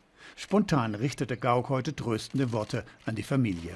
Wir können Menschen nicht zurückrufen aus dem Reich der Toten, aber wir können das, was sie wollten und taten, in unserem Gedächtnis aufbewahren und in ihrem Sinne weiterwirken. Äthiopien, das ist der erste Afrika-Besuch dieses Präsidenten. Die Reise ist ihm wichtig, sie zu verschieben, nur weil er heute vor einem Jahr gewählt wurde, wäre ihm nie in den Sinn gekommen. Bilanz kann er schließlich auch hier ziehen. Ich selber habe richtig arbeiten müssen in diesem Jahr, habe mir neue Themen erschließen müssen und bin in einer Weise gefordert worden, die mir nochmal einen richtigen Push gegeben hat. Vor einem Jahr wurde er gewählt, weil schließlich auch die Kanzlerin seine Kandidatur unterstützt hatte. Zum Lernen im Amt gehörte dann auch, dass jedes Wort eines Präsidenten auf die Waage gelegt wird. Ausgerechnet in Israel dachte Gauck laut nach über Angela Merkels Nahostpolitik, was Irritationen auslöste. Ich will mir nicht jedes Szenario ausdenken, welches die Bundeskanzlerin in enorme Schwierigkeiten bringt, ihren Satz, dass die Sicherheit Israels deutsche Staatsräson ist, politisch umzusetzen. Bewegend war in diesem Jahr das Treffen im Schloss Bellevue mit den Familien der Opfer der NSU-Terrorzelle. Den Satz des Vorgängers, dass der Islam zu Deutschland gehöre, will Gauck nicht wiederholen. Doch er sagt, dass der deutsche Staat alle, auch seine muslimischen Bürger, zu schützen habe. Gaucks Europarede wiederum war der Aufruf, sich für Europa zu engagieren. Er bat die Briten, dabei zu bleiben. Der Europaskepsis gab er keinen Raum. Überhaupt sei Politikerschelte nicht seine Sache, betonte er heute. Ich bin vielleicht weniger kritisch als manche im Land es erwarten. Das hat einen Grund. Ich möchte nicht den Eindruck erwecken, dass der Bundespräsident so eine Art übergeordnete Politikinstanz wäre, der genau wüsste, was bei einigen Sachfragen der richtige Weg ist. Dann würde ich mein Amt überdehnen. Heute trat Gauck vor der Afrikanischen Union auf. Als Europäer will er den Afrikanern keine wohlfeilen Ratschläge geben. Allerdings: Ich möchte niemals nur mit denen sprechen, die gerade regieren, sondern immer auch mit denen, die vielleicht lange Zeit nicht die Möglichkeiten haben, regieren zu können, aber sich für Demokratie und Menschenrechte interessieren. Den Friedhof hatte Joachim Gauck heute bereits verlassen. Da sprachen die Familienangehörigen des ermordeten Kirchenmannes noch ein Gebet, in das sie ausdrücklich den deutschen Präsidenten mit einschlossen. In Goethes Faust zweifelt die tragische Hauptfigur an der Wissenschaft und an sich selbst als Wissenschaftler. Er könne, egal wie lange und wie viele Fächer er studiert habe, nicht erkennen, was die Welt im Innersten zusammenhält. Nun, anders als der gelehrte Faust gingen Experten am Genfer Kernforschungszentrum CERN keinen Pakt mit dem Teufel ein, um das herauszukriegen. Aber sie scheinen nun erfolgreich gewesen zu sein. Denn der Winzling, den sie schon im letzten Jahr bei Versuchen fanden, entpuppt sich nun tatsächlich als das lang gesuchte, allerkleinste Bauteilchen des Universums. Daniel Hechler berichtet. Es war ein langer Weg, tief unter der Erde. 30 Jahre schon jagt Siegfried Bethge einem extrem kleinen und flüchtigen Teilchen hinterher. Und das mit der größten, teuersten und kompliziertesten Maschine der Welt. Zusammen mit ein paar tausend anderen Jägern am CERN hat es der Münchner Physiker nun endlich erwischt. Es ist erlegt, wir müssen es noch ausweiten, seine Eigenschaften genau uns anschauen und analysieren. Entstanden ist es wenige Sekundenbruchteile nach dem Urknall. Higgs-Teilchen heißt es, auch wenn Higgs-Feld es eigentlich besser trifft. Durch das nämlich müssen sich alle anderen Teilchen hindurchzwängen und bauen so erst Gewicht auf. Ohne Higgs also würde nix etwas wiegen. Soweit die Theorie. Jahrelang wollten ihm die CERN-Physiker im Teilchenbeschleuniger auf die Spur kommen, ließen kleinste Partikel fast mit Lichtgeschwindigkeit immer wieder zusammenprallen. In dem künstlichen Urknall wollten sie es fassen, doch immer wieder entwischte es ihnen. Das Jagdfieber hat uns natürlich gepackt, vor allen Dingen in den letzten Jahren, wo wir das Ziel ganz nah vor uns sahen. Und dieses Higgs-Teilchen hat sich auch nicht schlagartig manifestiert, es hat sich ja langsam in den Daten gezeigt. Hier laufen Billiarden von Daten aus der Mammutröhre auf. Schon im Juli hatten die Physiker ein neues Teilchen entdeckt, nur welches genau war unklar. Jetzt aber gibt es kaum noch Zweifel, es ist das Higgs. Kann die Jagd nun also abgeblasen werden? Wenn Sie bei dem Bild einer Jagd bleiben, werden Sie die nicht abblasen, nachdem Sie den ersten Bock erlegt haben, sondern ganz im Gegenteil. Die Jagdmeute wird jetzt erst so richtig blutlüstern sein. Dummerweise muss die Monstermaschine jetzt erst einmal gründlich überholt, tausende Kabel neu verlötet werden. In der Zwischenzeit könnte es bei der Auswertung all der Higgs-Daten allerdings noch einige Überraschungen geben.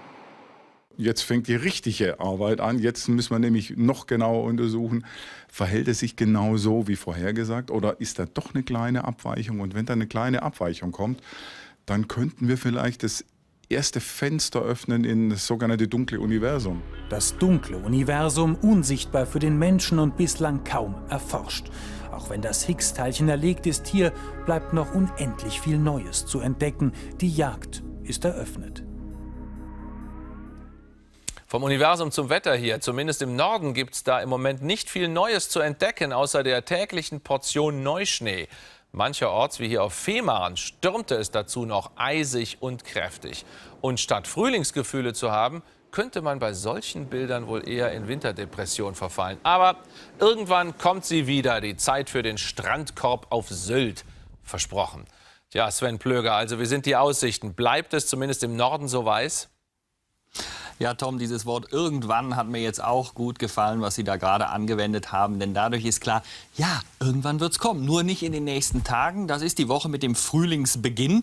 Am Mittwoch ist es soweit. Aber was wir haben, vor allen Dingen im Norden, Sie sagten es gerade, ist es noch richtig winterlich. Und wir gucken als erstes mal auf die Wetterlage. Tiefdruckgebiete überall, da ist kein Hoch in der Nähe. Folglicherweise ist das auch schwierig für den Frühling.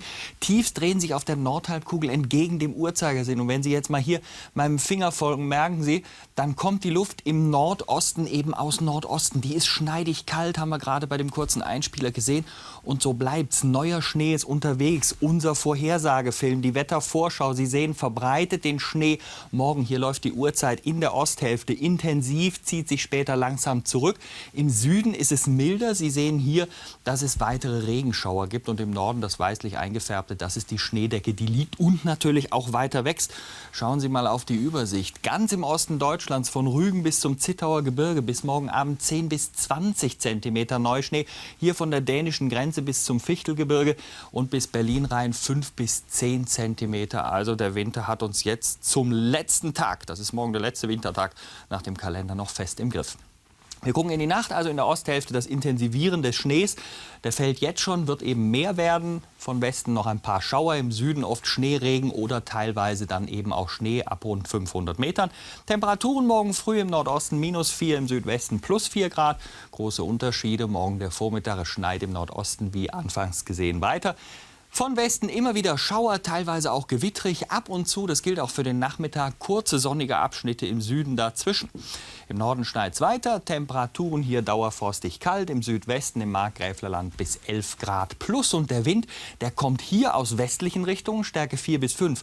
Schauen Sie an Nord- und Ostsee, Windstärke 6 bis 7 aus Nordosten mit Sturmböen, Schneeverwehung. Also sehr unangenehme Lage. Mittwoch, Donnerstag im Norden weiterer Schnee, im Süden hingegen bis 12 Grad. 15 Tage noch ganz flott, der Trend für Berlin um die 0 Grad die ganze Woche, dann langsames Ansteigen. Der morgige Tag schriftlich. Und nach diesem Tag vom Kalender her, der letzte Wintertag, hält sich das Wetter in einigen Regionen wirklich noch ganz ordentlich dran, Tom. Sie sagen, der letzte Wintertag, dann schöne Grüße ans Wetter. Es soll wirklich guten Blick in den Kalender werfen, okay? Danke, Sven Plöger. Das machen wir so.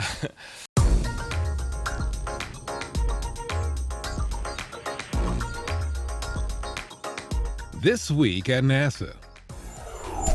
The Soyuz descending under the parachute, disappearing into the thick clouds. The Soyuz spacecraft carrying Expedition 34 Commander Kevin Ford of NASA and his Russian crewmates, Soyuz Commander Oleg Novitsky and Flight Engineer Evgeny Tarelkin, put down safely on the Kazakh steppes to complete their successful mission aboard the International Space Station. Left by Ford to command the orbital laboratory was Chris Hadfield, the first Canadian Space Agency astronaut so entrusted, who received a congratulatory call from Canadian Prime Minister Stephen Harper. Commander, I just want to congratulate you on this historic achievement. You're the first Canadian ever to command the International Space Station. We're all very proud of you here. I ask every Canadian, from the machine shops that help build this place, to the software labs, to the inventors and the creative minds that made all this possible, when they look up and see the point of light that is the International Space Station, all Canadians should take pride in what we can do together. Hadfield and flight engineers Tom Marshburn of NASA and Roman Romanenko of the Russian Federal Space Agency are scheduled to be joined on March 29th by Expedition 3536 crew members Pavel Vinogradov, NASA flight engineer Chris Cassidy, and flight engineer Alexander Mazurkin of Russia. We think about the Mars Science Laboratory event that we had last August, the landing of Curiosity on the planet Mars. Often what comes to mind is the 7 minutes of terror. Touchdown confirmed. We're safe on Mars. Well, since then we've had 7 months of anticipation for the results that you're going to hear about today. A news briefing Tuesday at NASA headquarters focused on analysis of the first ever sample of rock powder collected on Mars by the Curiosity rover, and the big news resulting from that analysis. An answer to the fundamental question on which the rover's prime mission is based. Was the Gale crater area of the red planet ever capable of supporting microbial life? I think the answer is yes. I think this is probably the only definitively habitable environment that we've described and recorded. We have found a habitable environment that is so benign and supportive of life that probably if this water was around and you had been on the planet, you would have been able to drink it. Here now in this week's Curiosity Rover Report, the details of the work behind this big discovery. Hi, I'm Joel Hurwitz, a scientist with Curiosity's Surface Sampling System team, and this is your Curiosity Rover Report. This week, the Curiosity science team released its initial findings from its first ever drilled sample on Mars. This sample was collected from the John Klein drill site, which is located about 500 meters east of where we landed about 7 months ago. Curiosity obtained her first drill sample and passed that sample on to her onboard analytical instruments called CHEMIN and SAM. These powerful instruments tell us about what minerals are present in these rocks and whether they contain the ingredients necessary to sustain life as we know it.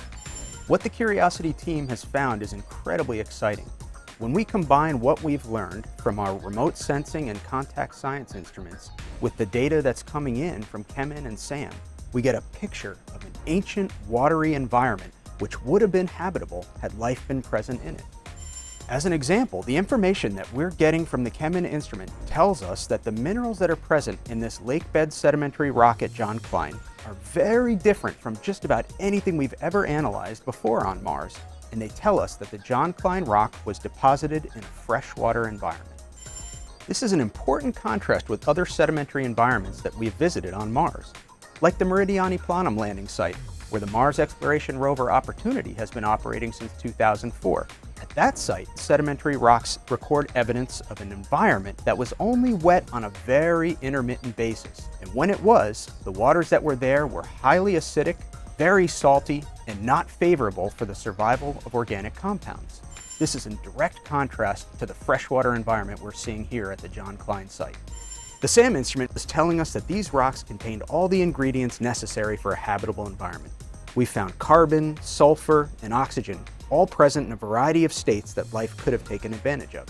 All in all, these few tablespoons of powder from a Martian rock have provided the Curiosity science team with an exciting new data set that tells us that Gale Crater, and perhaps all of Mars, contained habitable environments.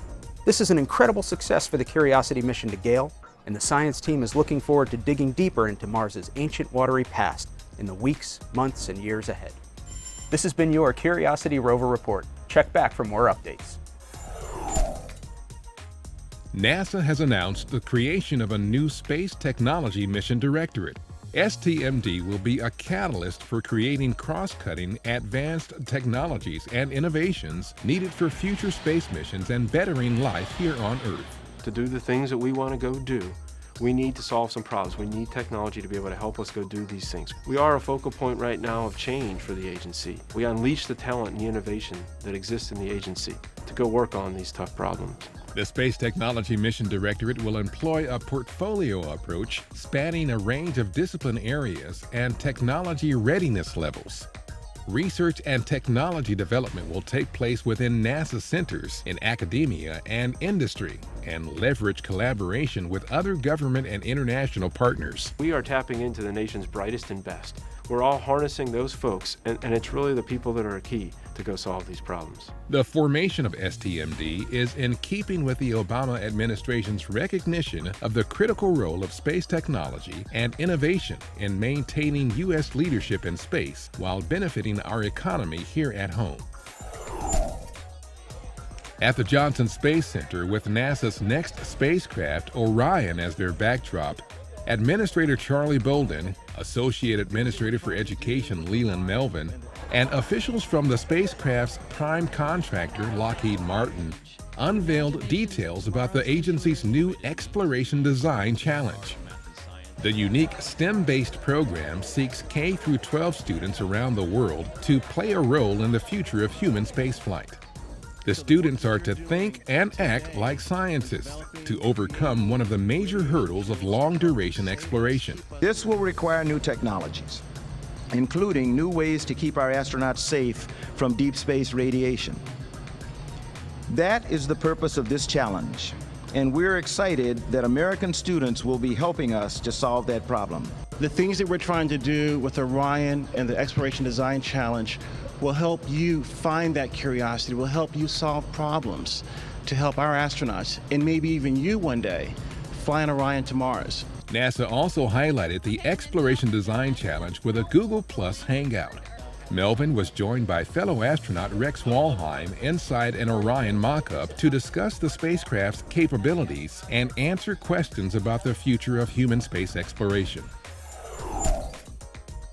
As the world's leading space agency, NASA is a major employer of STEM-educated workers, and we need to be even more committed to the full participation of women in STEM fields. NASA Deputy Administrator Lori Garver provided the opening remarks for Women Inspiring Innovation Through Imagination, a Women's History Month program at headquarters. Named for this year's Women's History Month theme, the presentation celebrated women in science, technology, engineering, and math. We have a lot of very amazing women here at NASA, and they've been helping us to create a brighter future from our earliest days. These women clearly made contributions in science, technology, engineering, and math, and also transcend that particular moment in time. Featured were several speakers and a video tribute to the late great NASA astronaut and space pioneer Sally Ride. And it's a great day for both New Orleans and our entire state. NASA's Michoud Assembly Facility in New Orleans, the agency's only large-scale advanced manufacturing facility, will soon be building liquefied natural gas tanks with commercial applications on Earth. At a ceremony that included Louisiana Governor Bobby Jindal, Lockheed Martin Corporation announced it will tap the unique experience and equipment at Michoud to manufacture the LNG tanks. As prime contractor for NASA's Orion spacecraft being built at Michoud, Lockheed Martin is familiar with the facility's capabilities. Michoud has been a place where so many of the nation's proud, unequaled accomplishments in space literally came together. This new deal represents another innovative use of the assembly facility, which has a 37-year history of producing the giant external tanks used by the Space Shuttle. NASA's Operation Icebridge is preparing for another season of Arctic research. Instrument and aircraft teams at Wallops Flight Facility have been readying the P-3B Airborne Laboratory for its March 18th through May 3rd campaign. During that series of flights, researchers aboard the aircraft will survey ice in Greenland and the Arctic Ocean. Operation Icebridge has been gathering detailed data on ice elevation and thickness in the Arctic and Antarctic since NASA's ICESat mission stopped collecting data from orbit in 2009. Icebridge will take measurements until the ICESat-2 satellite is up and running in 2016. The 6-year Icebridge mission will yield an unprecedented three-dimensional view of Arctic and Antarctic ice sheets, ice shelves, and sea ice. Icebridge is managed for NASA by Goddard Space Flight Center. The P-3B aircraft is based at NASA's Wallops Flight Facility. Engineers working on NASA's new Space Launch System at the Marshall Space Flight Center visited their alma mater of Tennessee Tech University in Cookeville during the school's Engineers Week. There, they discussed with area students the value of science, technology, engineering, and math. These Tennessee Tech alumni took questions from hundreds of grade school students over a distance learning network hosted at the university's STEM Center. It has allowed us to reach so many more students than we normally would be able to. There are so many restrictions on bus travel right now. To be able to get you all into the classroom with the flip of a switch is very powerful. A traveling SLS exhibit was unveiled that allowed students to check out the different parts of the next generation rocket that will allow humans to travel farther into space than ever before. The new exhibit helped triple attendance records at the STEM Center's Fab Friday event. The NASA group also talked with Tennessee Tech engineering students about space-related careers during a panel discussion. Also in Cookeville, SLS program manager Todd May visited nearby Flexial Corporation, where he gave details on the overall vehicle to employees who in turn updated May on the progress of the J2X engine part being built there. Having Todd May here talking to our employees, of course, is a really strong enthusiasm booster. Now looking forward on SLS for the Space Launch System. These are exciting things. Even Cosmo the astronaut got in on the action, visiting with Tennessee Tech fans during a basketball game, where outreach volunteers answered questions about NASA. For more information on the Space Launch System, visit www.nasa.gov/SLS. Don't worry about it. Put it in there, start putting your bolts in. It was a day filled with duct tape boats and coffee filter lunar landers at NASA's 2013 Career Days. The event was a joint collaboration between NASA Langley and the Newport News Shipbuilding, where 600 high schoolers from Virginia took on 2 design challenges. So you are designing a capsule to land on Mars, just like NASA scientists did in August. The second challenge was to build a boat made out of duct tape and make it float in water, all while adding weight. As the day went on, students could only express their excitement of what they were learning. You really need hands-on experience. You have to talk to people and ask questions to learn about it. And most of all, they learned what it means to be an explorer. Because we need you, because you're the next generation of explorers. 47 years ago, on March 16, 1966, the Gemini Titan 8 launched from Cape Canaveral, Florida, on its way to becoming NASA's first manned dock mission. Astronauts Neil Armstrong and Dave Scott successfully hooked up with an unmanned Agena target vehicle. But a thruster malfunction caused the combined vehicles to go into a violent yaw and tumble. The crew managed to disengage from the target vehicle and eventually stabilized their spacecraft.